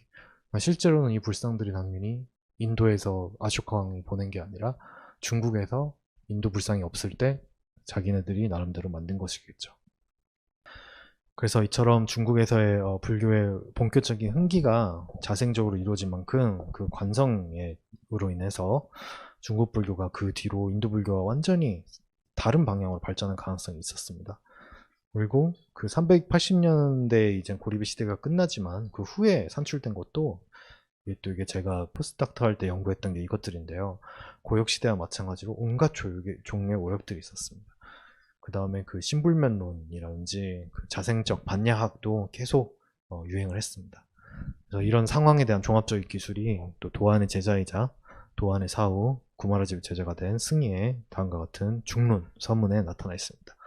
지혜의 바람이 동쪽으로 불어오고 법의 말씀이 널리 유행하게 된 이래로, 그러니까 중국에서 불교가 흥기한 이래로 비록 강론과 해석을 한다고 하나 그 근본에서 괴리되었으니 육가 칠종, 아까 말씀드린 자생적 공간 이론은 편법되어 본성의 공함이란 종지에 나아가지 못하였다.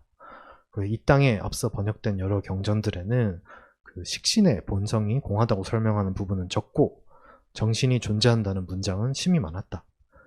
그래서 구마라집에 의해서 아직 중론과 백론이 소개되지 않았으며, 또한 이런 인도 불교에 통달한 지식을 가진 자도 없었으니 누가 이러한 오류를 바로잡을 수 있었겠는가. 그래서 나의 스승은 S스승은 도안은 이러한 이유로 인해 절필을 하고 깊게 한탄하며 미륵으로부터 결정적인 말씀이 있기를 바라셨다. 이렇게. 그래서 아까 저희 그 고승전에서 봤듯이 도안이 꿈속에서 누군가 나타나서 자기가 하고 있는 게 맞다는 그 인가를 해주길 빌었다는 게 그 전기에 나오는 전설 1화에 불과한 게 아니라 도안의 제자 자신이 도안 스님께서 정말 미륵에게 가르침을 요청할 정도로 그렇게 절실한 상황이었다. 이런 기록이 남아 있습니다. 그래서 이런 걸 이제 이 상황을 알면은 저희가 이제 구마라집의 역사적 평가를 보다 다면적으로 할 수가 있을 것 같습니다. 그래서 우선 뭐 정확하고 읽기 쉬운 번역을 산출하고 인도 불교를 충실하게 소개를 했습니다. 저 확인을 했죠. 그래서 이 구마라집 전기 끝에 이제 이런 일화가 있는데, 이 구마라집이 갑자기 병을 얻어서 급하게 돌아가셨는데 구마라집 법사께서 그때 이런 말을 했다고 합니다. 사람들 모아두고, 만일 내가 전한 가르침에 오류가 없다면 내 몸이 이제 죽고 난 다음에 그 화장을 하고 난 다음에도 혐한은 타서 없어지지 않을 것이다 라고 했다고 합니다. 실제로 전기에 따르면은 혐한은 그대로 남아 있었다고 합니다. 그래서 이러한 정확한 번역을 중국에 산출을 하여서 중국 불교 그 고리베 시대에 진정한 종언을 고하고 이 발표의 제목과 같이 중국 불교의 새 시대를 열었습니다. 그래서 구마라집이 소개한 인도 불교는 이후 중국 불교가 그런 자생적인 사상과 수행 일변도로 치닫는 일을 방지하고, 그 후에도 중국 불교가 여전히 뭐 계속 이제 그 특징적인 불교로 남아있긴 하지만 굉장히 독특한 인도 티벳 전통과는 다른, 여전히 중국 불교가 어쨌든 그 범불교 세계, 다른 동남아시아, 티벳, 인도 이런 불교 세계와 어쨌든 계속적으로 같이 토론하고 참여하고 담론을 이어갈 수 있었던 일을 가능하게 했다고 생각을 합니다. 이 구마라집 같은 법사가 없었으면은 우리가 알고 있는 뭐 삼예의 논쟁이라든지 티벳 불교와 선불교 사이의 논쟁이라든지 현장에 유학을 가서 거기서 이렇게 잘 공부를 하고 성공을 한 일이라든지 그러한 일이 가능했을까? 중국 불교가 너무 달라졌을 텐데, 그런 생각을 저는 하게 됩니다. 그래서 이와 같이 동아시아 불교의 이론적, 실천적 기반의 중요한 한 부분을 마련한 것이 구마라집 법사의 그런 역사적인 중요성이라고 말씀드릴 수 있을 것 같습니다. 네, 제가 준비한 내용은 여기까지입니다. 경청해 주셔서 감사합니다.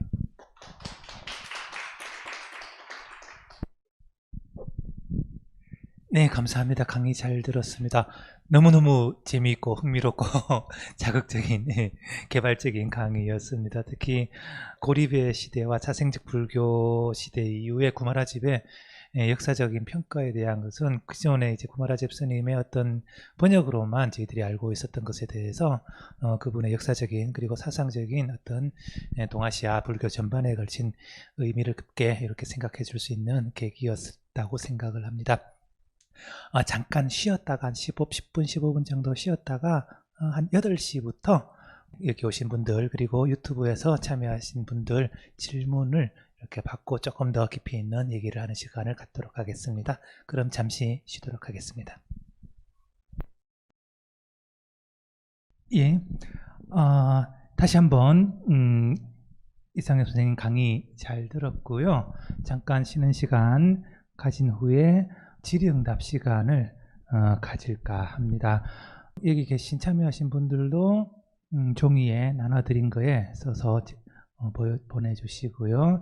유튜브에서 보고 계신 분들도 질문 있으시면 기탄 없이 자유롭게 올려주시기 바랍니다. 들어온 질문을 하나 정도 먼저 보고 물꼬를 더 보도록 하겠습니다. 구마라집 스님이 아까 이제 단순히 번역뿐만 아니라 자기 나름대로의 어떤 독창적인 해석, 아주 그 번역 속에 살짝 집어넣기는 했습니다만 그런 것들이 있다고 말씀을 하셨는데요. 그런 예들을 잠깐 보여주셨는데요. 대칭적 이제설이라고 하는 인도 불교에서는 조금 보기 힘든 그런 내용을 신뢰로 들어주셨습니다. 구마라집 나름의 그러한 독특한 불교 이해, 혹은 오해라고 할 수도 있을 텐데요. 그런 것들이 후일 중국 불교 발전에 창의적으로 기여한 그런 부분이 있다면 예를 들면 어떤 부분이 있을지 조금 더 자세히 설명을 하나 부탁드리겠습니다. 네, 이 문제에 대해서는 사실 그렇게 많은 연구가 지금까지 있었던 것 같지는 않습니다. 네, 구마라집에게 소급될 수 있는 그런 어떠한 독창적인 사상적 기여가 있는가. 네. 그래서 저희가 아까 말씀드렸듯이 대지도론의 경우에 이제 구마라집이 쓴 게 분명한 걸로 보이는, 내지는 구마라집이 말한 것을 받아 쓴 게 분명한 걸로 보이는 그러한 부분들이 있긴 한데, 그게 또 사상적으로 그 부분들의 경우에는 아주 중요한 부분들은 아니고, 그래서 지금 저한테 떠오르는 거는 이 아까 말씀드린 대칭적 이제설, 이것도 좀 제가 그 구마라집 연구하는 과정에서, 구마라집과 삼론학파 연구하는 과정에서 좀 되게 그 접점을 좀 힘들게 찾아본 결과 그나마 찾은 거라서요. 그래서 이 위에 어떤 게 있는 건지 그거는 앞으로 저희가 더 연구를 해봐야 될 문제라고 생각합니다. 일단 하나 지금 생각나는 거 하나만 더 말씀드리면은, 아까 저도 짧게 언급드렸듯이 구마라집 경우에는 좀 그 중간 학파의 사상에 굉장히 뭐라고 하면 좋을까요? 편애랄까? 그게 이젠 딱 그거를 자기가 전공을 하고 대표를 한다, 이런 의식이 강했던 것 같습니다. 그래서 그 십주경이라는 경전이 번역이 되었을 때도 그 구마라지 본인이 그 경전 내용을 잘 이해를 하지 못해서 계속 고생을 하다가, 그때 그 자기가 그 카슈가르에서 공부할 때 스승이었던 부타에사스가 마침 장안에 오면서, 그래서 그 같이 협동을 해서 협력을 해서 겨우 끝났다는 말이 있고, 그다음에 그 이제 그 십수경이란 이 경전이 그래서 역출이 결국 그렇게 되고 난 다음에도 이제 이 십주경에 그 주석을 쓴 그 승이라는 학승이 있는데요. 5세기 말에, 아니 4세기 말에서 5세기 초에 활동을 한 이 승희가 쓴 그 주석서의 서문을 보면은, 그 당시에 이 십주경에 많은 사람들이 중요성을 알아보지 못하고 이렇게 마치 그 해로부터 등 돌리고 있는 사람들처럼 십주경의 내용을 그 진가를 사람들이 잘 알아주지 못한다, 이런 불만이 나오는데, 제가 생각하기에는 이런 것도 약간 그 구마라집 경우에는, 구마라집의 커뮤니티의 경우에는, 학파의 경우에는 약간 그 중간 외에 다른 대승 논서 같은 거를 좀 경시하는 경향이 있지 않았을까. 근데 물론 그 후로 이젠 또 그게 어떻게 영향을 미쳤나 하면 이건 또 별개의 문제가 되긴 할 텐데요.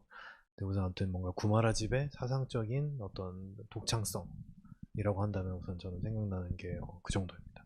그래서 대칭적 이제설, 그 제자들에 의해서 계승된, 그리고 뭔가 그 중간학파 사상 외에 좀 다른 대승 경전을 좀 약간 경시하는 그런 경향이 있지 않았을까 정도 하는 추측입니다. 예, 감사합니다. 조금 보충해서 제가 조금 질문을 드리고 싶은 게 말씀을 듣다 보니까 생각이 나서요. 예를 들어서 대칭적 이제설이라고 했을 때 유를 부정하고 무를 부정하고 해서 이제 진제와 속제 양쪽으로 결합을 시키는 그런 이제 설명의 방식인데, 예를 들면 중론에 인용된 가전연경 같은 경우를 보면 이 유를 부정하고 그 다음에 무를 부정한 다음에 그것을 중이라고 한 다음에 12연기설을 설하지 않습니까? 물론 거기서는 이제 이제설과 이렇게 결합을 시키는 그런 거는 안 나타나고요. 그 다음에 유가행파의 논서 같은 경우에서도 삼성설을 얘기를 할 때 보통은 이제 병계소집성은 무라고 부정하고 의탁이성은 또 유라고 부정해서 그것의 어떤 진정한 공성을 원성실성이라고 하는, 물론 여기서도 이제와 직접적으로 연결시키지는 않지만 사실은 삼성설 자체는 그런 식으로 이제 뭐라고 할까요? 병계소집성과 의탁이성은 속제, 원성실성은 진제, 뭐 이런 식의 사고방식은 보이는데요. 역시 그런 식으로 발전되어 나갈 수 있는 가능성을 구마라집의 연대를 보면 어디서 뭔가 소스를 받아가지고 했지 않았나 하는 생각이 언뜻 들었는데요. 그런 가능성은 혹시 없었을까요?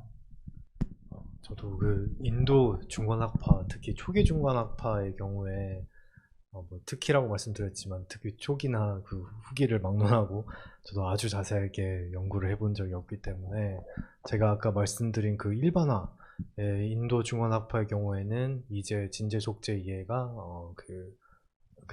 하이얼라키컬 하다, 수직적이다. 이것도 그러니까 제가 이제 그걸 다 읽어보고 내린 일반화가 아니라 그 이미 있었던 그 제가 참고한 거는 오가와라는 그 학자의 의견이었는데요. 네, 그래서 그 다른 그냥 중간학파를 연구한 다른 학자들의 의견을 참고를 해서 한 거라서, 그래서 뭔가 구마라집이 그러한 아이디어를 얻게 된 그런 어떤 인도 소스가 뭔가 있었는지에 대한 여부에 대해서는 저도 딱히 뭔가 있었다 없었다 이런 방향으로 말씀드리기는 어려울 것 같습니다. 네, 더 연구해 보도록 하겠습니다. 네네네, 감사합니다. 예, 유튜브에서 아까 한 50명 이상, 많을 때는 60명 가까이 막 참여도 하시고 굉장히 열기가 있었습니다.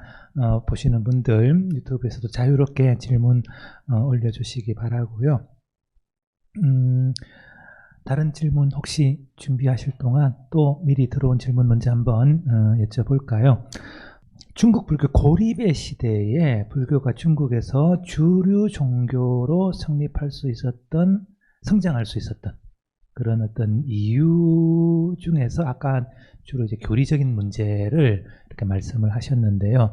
어떤 그 외에 어떤 사회적 배경이라고 할까요? 종교 사회학적인 그런 이유가 혹시 있지 않을까 하는 질문이십니다.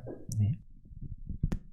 네, 이거에 대해서는 저는 사실 이 고립의 시대에 불교가 중국에서 어떻게 성장이 가능하였는가, 이거에 대해서는 굉장히 큰 의문을 가지고 자료를 굉장히 열심히 조사를 하여서, 그래서 자생적으로 이런 거를 다시 재창조를 해냈기 때문에 승재라든지 사상이라든지 예술이라든지 음악이라든지 뭐 명상법이라든지 그런 걸 이렇게 그런 여러한 측면에서 확인을 해서 이렇게 생각을 하게 된 것이지만, 사실 왜 이때 불교가 그렇게 극적으로 성장했는가에 대해서는 저는 그렇게 깊은 고민을 지금까지 해본 적은 없습니다. 그러니까 어떻게에는 굉장히 큰 의문을 가지고 연구를 했지만, 그래도 이제 이 질문을 받기는 받는데요.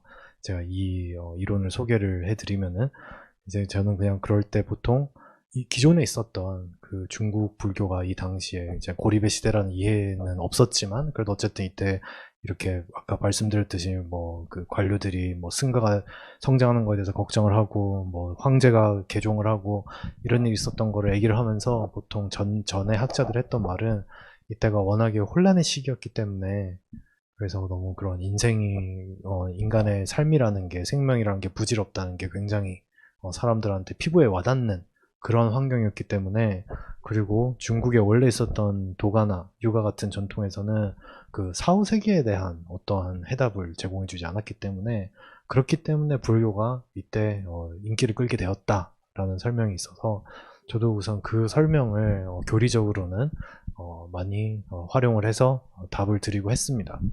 근데 또 이제 오늘 질문은 단지 교리적인 게 아니라 이젠 그 사회 경제적이라고 하셨나요? 사회 경제적인 종교 사회학적이라고 하셨는데 저는 이젠 저는 로드니 스타크라는 기독교 역사 학자가 있는데요. 제가 좋아하는 학자인데 그 학자는 이제 각종 그 종교인들이 하게 되는 행위를 이렇게 경제학적으로 그리고 또 이렇게 합리적이라는 그런 가정 아래 설명을 하려고 하는 그런 종교 사회학자가 있습니다. 그 학자가 있는데 그 학자 풍의 답을 만약에 생각을 해본다면은 이제 종교 사회학적인 이유가 무엇일까라는 질문이었기 때문에 아까도 말씀드렸듯이 승려가 되면은 우선 부역에 동원이 되지 않고 노역에 동원이 되지 않고 그다음 또 군역으로부터 면제가 되고 또 세금을 안 내잖아요. 그러니까 그런 이유도 있지 않았을까. 이때 승단이 급격하게 성장한 거에는 그때 관료들이 걱정한 딱 그대로 워낙에 전쟁이 흔하니까 네, 그래서 뭐 자고 일어나면은 군대 이게 저기 가게 돼야 되고 입대해야 되고 그러니까 좀 그런 것도 있지 않았을까. 그런 종교사회학적인 이유를 생각해 보자면은 그런 거는 이젠 가능할 것 같습니다. 네. 뭐 현대 어디 중동의 모 국가에서도 지금 그런 현상이 굉장히 흔하게 네, 워낙 정치적으로 민감한 일이기 때문에 뭐 국가 언급은 안 하겠습니다만 아무튼 뭐 그거 비슷한 경우처럼 승려들이 증강했다고 볼 수는 없을까 뭐 그렇게 생각을 합니다. 예, 추가적인 질문인데요. 보통 그렇게 성직자들에게 군역이나 세금 같은 것들이 면제가 되는 상황은 보통 그 종교가 그 사회의 거의 주류나 어떤 제도적으로 위에 혹은 정착한 다음에 나타나는 현상이라고 알고 있는데요. 아직까지 고립의 시대에서 그렇게 되기 이전에 이미 승려들이 그런 식의 대접을 받고 있었다라는 말씀이신가요? 네. 이것도 지금 이제 질문하신 걸 들어보면 저도 사실 이게 정확히 어떻게 가능했나 이 점에 대해서는 고민해 본 적이 없습니다. 네, 근데 저는 우선 그랬다고 이해를 하고 있었습니다. 이제 다만 하나 생각나는 게 이게 그냥 관습적으로 왜냐면은 제가 말씀드렸듯이 고립의 시대에 들어가기 이전에는 그 승원이라는 게 불교 사원이라는 게 중국인들이 출가해서 가는 곳이 아니었습니다. 외국인들이 중국에 있는 어디까지나 외국인들이나 외국인 후손들이 가는 곳이었기 때문에 그렇기 때문에 그런 식으로 그 한족에게나 그런 중국인들에게 부과된 그런 걸로부터 자연스럽게 면제가 되었고 그리고 그런 관습이 있었으니까 약간 그 관성에 따라 가지고 승단들이 처음에 이렇게 조금씩 늘어날 때도 뭐 옛날에 지금까지 안 해왔으니까 계속 하지 말자라고 하다가 이게 너무 늘어나기 시작하니까 그때 이제 본격적으로 이거 어떻게 해야 되지? 그런 논의가 나오게 된 게 아닐까 그렇게 생각을 합니다. 예, 잘 알겠습니다. 예, 다른 질문이 하나 들어와 있는데요. 그냥 읽어드리도록 하겠습니다. 초기 중국 불교의 특징은 격의 불교라고 알고 있습니다. 교수님 강의를 들으면서 격의 불교 역시 고립의 시대에 나타난 경향이라는 생각이 들었습니다. 그렇다면 강의에서 언급하신 신불멸론과 자생적 반야학도 격의 불교와 관련이 있는지요? 라는 질문이 하나 있고요. 네. 강의 초반에 언급된 반두다tta와 불도설미가 동일 인물인가요? 하는 질문입니다. 네, 우선 반두다tta와 불도설미는 동일 인물은 아닙니다. 반두다tta는 계빈에서 활동하던 설일체 유부의 논사였고 그 다음에 나중에 구마라집이 대승으로 전향을 했다는 얘기를 듣고 구차까지 찾아온 그러한 계빈 출신의 승려고요. 불토설미는 저희가 뭐 전기적인 사료가 남아있는 건 아니지만 그냥 남아있는 기록으로 볼 때 그냥 구차에서 활동한 그런 스님이었습니다. 구차에서 활동하면서 되게 많은 제자들을 거느리고 있었던 영향력 있는 스님이었습니다. 그래서 동일 인물은 아닙니다. 그리고 그 격이불교 관련해서는 그 사실 이 격의라는 이 말을 저희가 이 당시에 불교를 지칭하는데 쓰이게 된 게 엄밀하게 말하면 이게 현대 학자들이 이제 시작한 관습이고, 물론 격이라는 표현을 당시에 학생들도 사용을 하긴 했습니다만은 원래는 굉장히 한정된 특정한 방법의 경전 주석 양상을 지칭을 해서 격이라고 했습니다.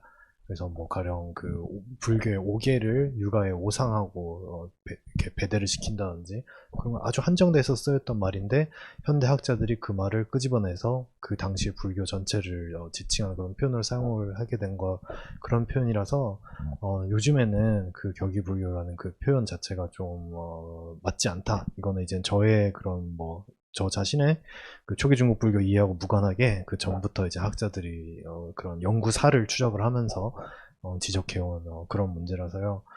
그런 격이 불교 자체가 약간 다시 말씀드리면 실체가 없는 것이기 때문에, 그래서 제가 말씀드린 이런 신불멸론이나 반야학이 격이 불교와 어떠한 관계냐라는 질문도 이제 성립을 하지 않는다고 그렇게 말씀드릴 수 있을 것 같습니다. 격이불교라는 규정 자체가 조금 요새는 잘 사용하지 않는 그런 네. 규정이라는 그 말씀이시죠? 빅터 메이어라는 그 유니버시티 오브 펜실베니아 대학교 학자가 있는데, 그 학자가 말이 있을거이, 그러니까 격이란 무엇인가라는 이 격이 불교의 개념 자체에 의문을 제기하는 그런 유명한 논문을 쓴 게 있어서 그 뒤로는 구미학계나 사실 일본 학계에서도 최근에는 거의 사용되지고 있지 않고요. 그래서 이젠 약간 폐기된 그런 틀입니다. 개념입니다. 네, 그렇군요. 예, 유튜브에서 질문이 하나 올라온 게 있습니다. 강연하시는 중에 구마라집이 십송률은 다 암송하지 못한 것 같았다. 그래서 이제 ปุ냐라타든가 협업파에서 번역하셨다고 하셨습니다. 구마라집이 역경한 3장의 볼륨을 생각하면 그의 기억력이 매우 뛰어났음을 쉽게 추정할 수 있는데요. 왜 하필 10장만 암송하지 못했을까 하는 의문이 듭니다. 네. 하는 질문이네요. 네. 이거는 아까 보니까 그 구마라집의 사상뿐만 아니라 수행은 어땠냐, 이런 질문도 있었던 것 같은데요. 이제 그거와 연관해서 말씀드리면은, 사실 제가 오늘도 이 강연에 와서 이 강연을 시작하면서 이 말을 써도 되나 하면서 결국 그냥 써버린 게 뭐냐면은, 구마라집 스님이라고 했고 구마라집 법사라고 했는데, 사실 구마라집은 후진에 있을 때, 장안에 있을 때 요흥이라는 아까 왕이 나왔잖아요. 그 구마라집을 모시고 와서 또 이 왕이 그 되게 불교에 조예가 깊어서 같이 토론에도 참여하고 막 그랬던 왕이거든요. 그 번역하는데도 같이 옆에서 토론하고, 그 왕이 이 구마라집이 워낙 뛰어나다 보니까 그 재능이 이 후세를 남겨야 된다 해가지고 구마라집을 파괴를 시킵니다. 네, 그래서 그 뒤로는 사실 이제 테크니컬하게는 스님이라고 보기 어려운 그런 신분이었습니다. 그리고 또 일부 학자의 의견이지만 그 일본의 그 가마타 시게오라는 학자가 있는데, 그 학자 같은 경우에는 구마라집 아마 파괴한 게 그 이전에 이미 파괴를 했을 것이다, 이런 식으로 그 구차에 있을 때 그런 식으로 얘기하는 경우도 있고요. 뭔가 정황적인 뭔가를 해가지고, 또 이 구마라집의 파괴가 되게 그 중요한 테마라서 이 구마라집의 인생에 있어서 이 전기에도 보면은 이 구마라집이 어렸을 때 이렇게 재능을 막 보이기 시작했을 때 이런 애연을 들었다고 합니다. 그 35살이 될 때까지 파괴를 하지 않으면은, 그러면은 지금 이름은 까먹었지만 그 아쇼카 왕을 불법에 기이시킨 스님이 있었는데, 그 스님처럼 위대한 스님이 될 것이고, 아니면은 그냥 뭐 총명한 스님이 될 것이다, 이런 예언을 들었다고 합니다. 근데 구마라집은 사실 연도를 따져보면은 그 35살이 되기 전에 이제 파괴를 했다고 저희가 학자들이 생각을 합니다. 그래서 그렇게 파괴가 구마라집의 인생에 있어서 되게 중요한 사건이었는데, 그래서 아마 이 십송률을 못 외우고 그 기억력에도 불구하고 십송률을 못 외우고 있었던 게, 이젠 한번 파괴를 하면은 이젠 같이 생활을 못 합니다. 다른 스님들하고. 그러니까 그런 류의 파괴는. 모든 파괴가 그러고 이제 왜냐하면 이거는 이제 그 말하는 바라이제에 해당되는 거기 때문에 그래서 같이 생활을 못해서 그 포살에도 참여를 하지 못했을 것입니다. 포살 행사에도. 그러니까 이제 자연스럽게 시간이 지나면서 그 계율에 자기가 그 좋은 기억력으로 서역하고 인도했을 때 외웠다고 하더라도 그거를 이제 점점 까먹게 되었겠죠. 그래서 그런 배경이 있어서 아마 그 십성열도 그 좋은 기억력에도 불구하고 외우고 있지 못했던 게 아닌가 이렇게 생각도 들고, 또 아까 말했듯이 구마라집이라는 분이 약간 그 사상적인 그런 뭐라고 할까요? 아까 말했듯이 자꾸 편의 외에는 뭔가 마땅한 말이 떠오르지 않는데 그런 게 없었던 분은 아니라 가지고 그냥 본인이 좀 관심이 없으니까 그래서 그냥 안 해온 것도 일단 설명도 가능하지 않을까. 네, 그렇게 생각합니다. 네네. 아주 재밌네요. 사실 제가 은근히 기대한 것 중에 하나가 구마라집 스님의 파괴에 관한 얘기였거든요. 뭔가 파괴를 하신 분들 중에 굉장히 뛰어나신 분들이 많더라고요. 예, 다다음 시간에 하실 원효 스님이라든가. 그래서 그러한 어떤 사건이 뭐 한 스님 혹은 한 뭐 스님이 아니더라도 수행자일 수는 있겠죠. 그러니까 수행자로서의 그런 삶에 대해서는 오히려 더 상승 효과를 가져오는 뭐 그런 사례로도 삼을 수 있을 것 같은데요. 이거를 이제 율장을 외우지 못한 이유로 이렇게 설명을 해주시는 것은 굉장히 재미있는 설명이신 것 같습니다.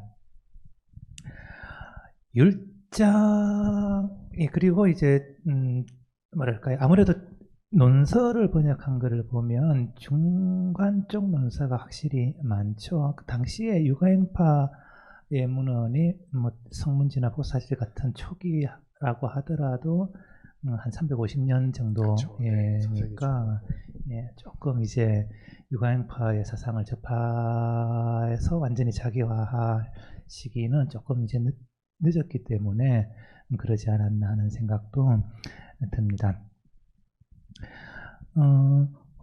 근데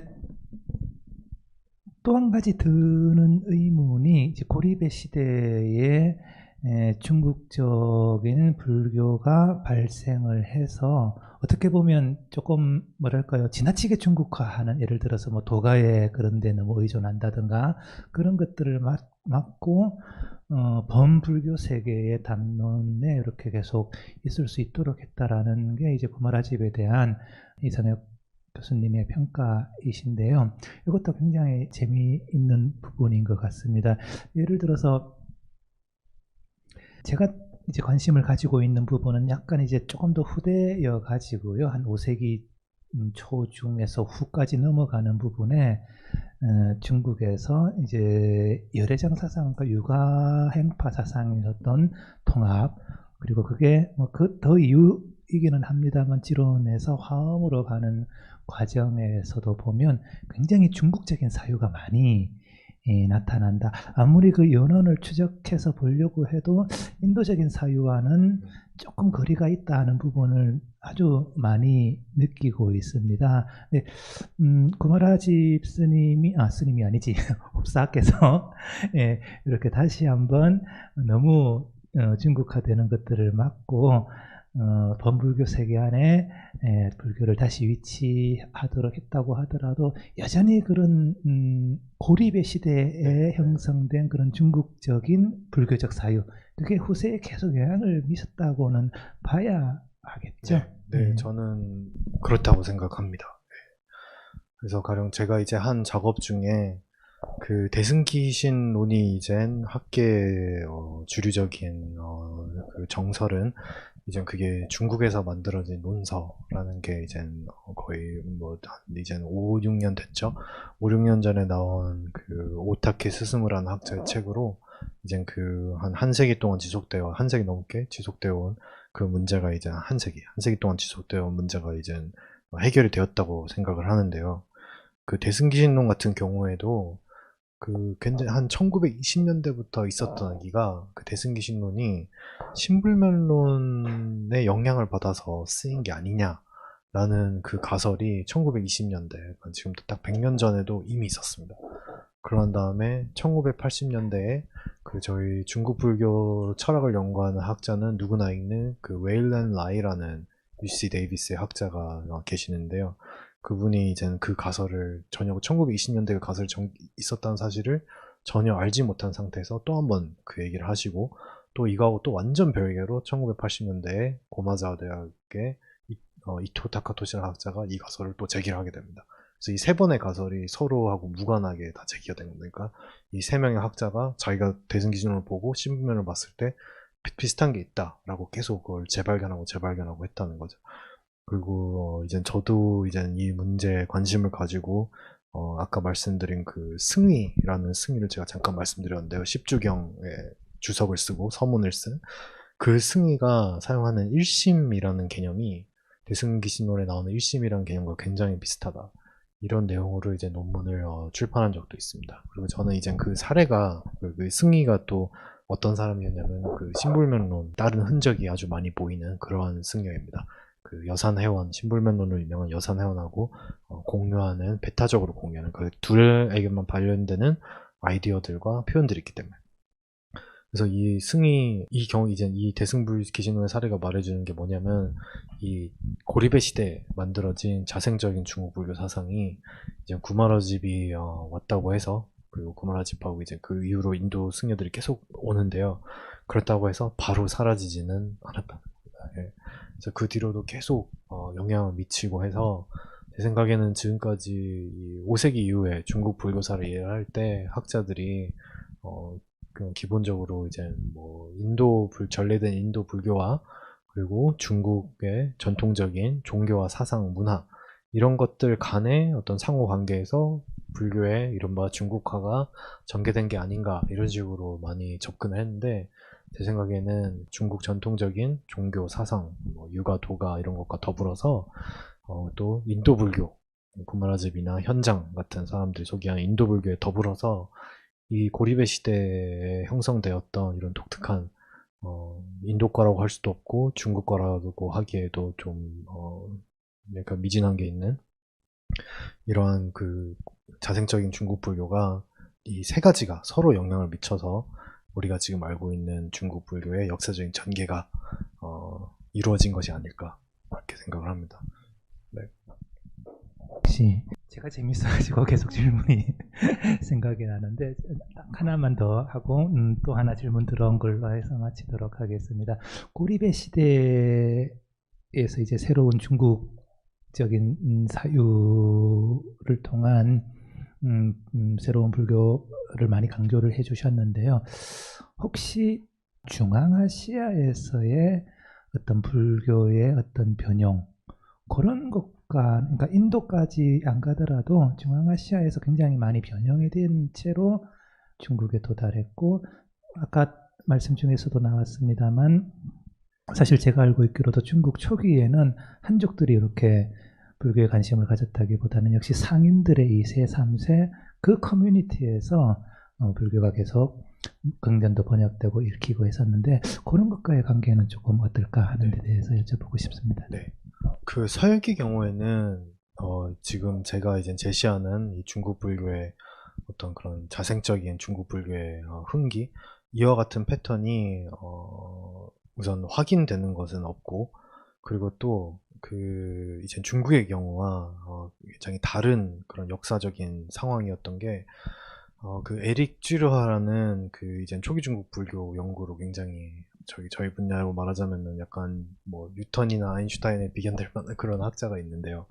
그 학자가 지적했던 그런 관찰 중에 하나가, 종교 문화의 전파에는 장거리 전파가 있고 long distance transmission이 있고, 그 다음에 접촉 전파가 있다, contact transmission이 있다 해서, 그 접촉 전파의 경우에는 이제 교리 체계 같은 것도 이렇게 온전하게 전파가 될 수 있고, 물질 문화도 온전하게 전파가 될 수 있고, 뭐 그런 식으로 이제 그런 어떤 그 문화의 그 발상지로부터 온전한 전파가 가능한 반면에, 그 장거리 전파의 경우에는 한 대의 그 고리배시기 이전에 불교에서 보는 것처럼 뭔가 뭐 아함경도 없고 율장도 없고 뭐 기본적인 아비다마 논서도 없고 그런 식으로 파편들 많이 하고 불완전한 정보, 뭐 전원에 기초한 불완전한 정보 이런 것만이 전파된다 해서 이 두 가지를 이렇게 구분한 적이 있습니다.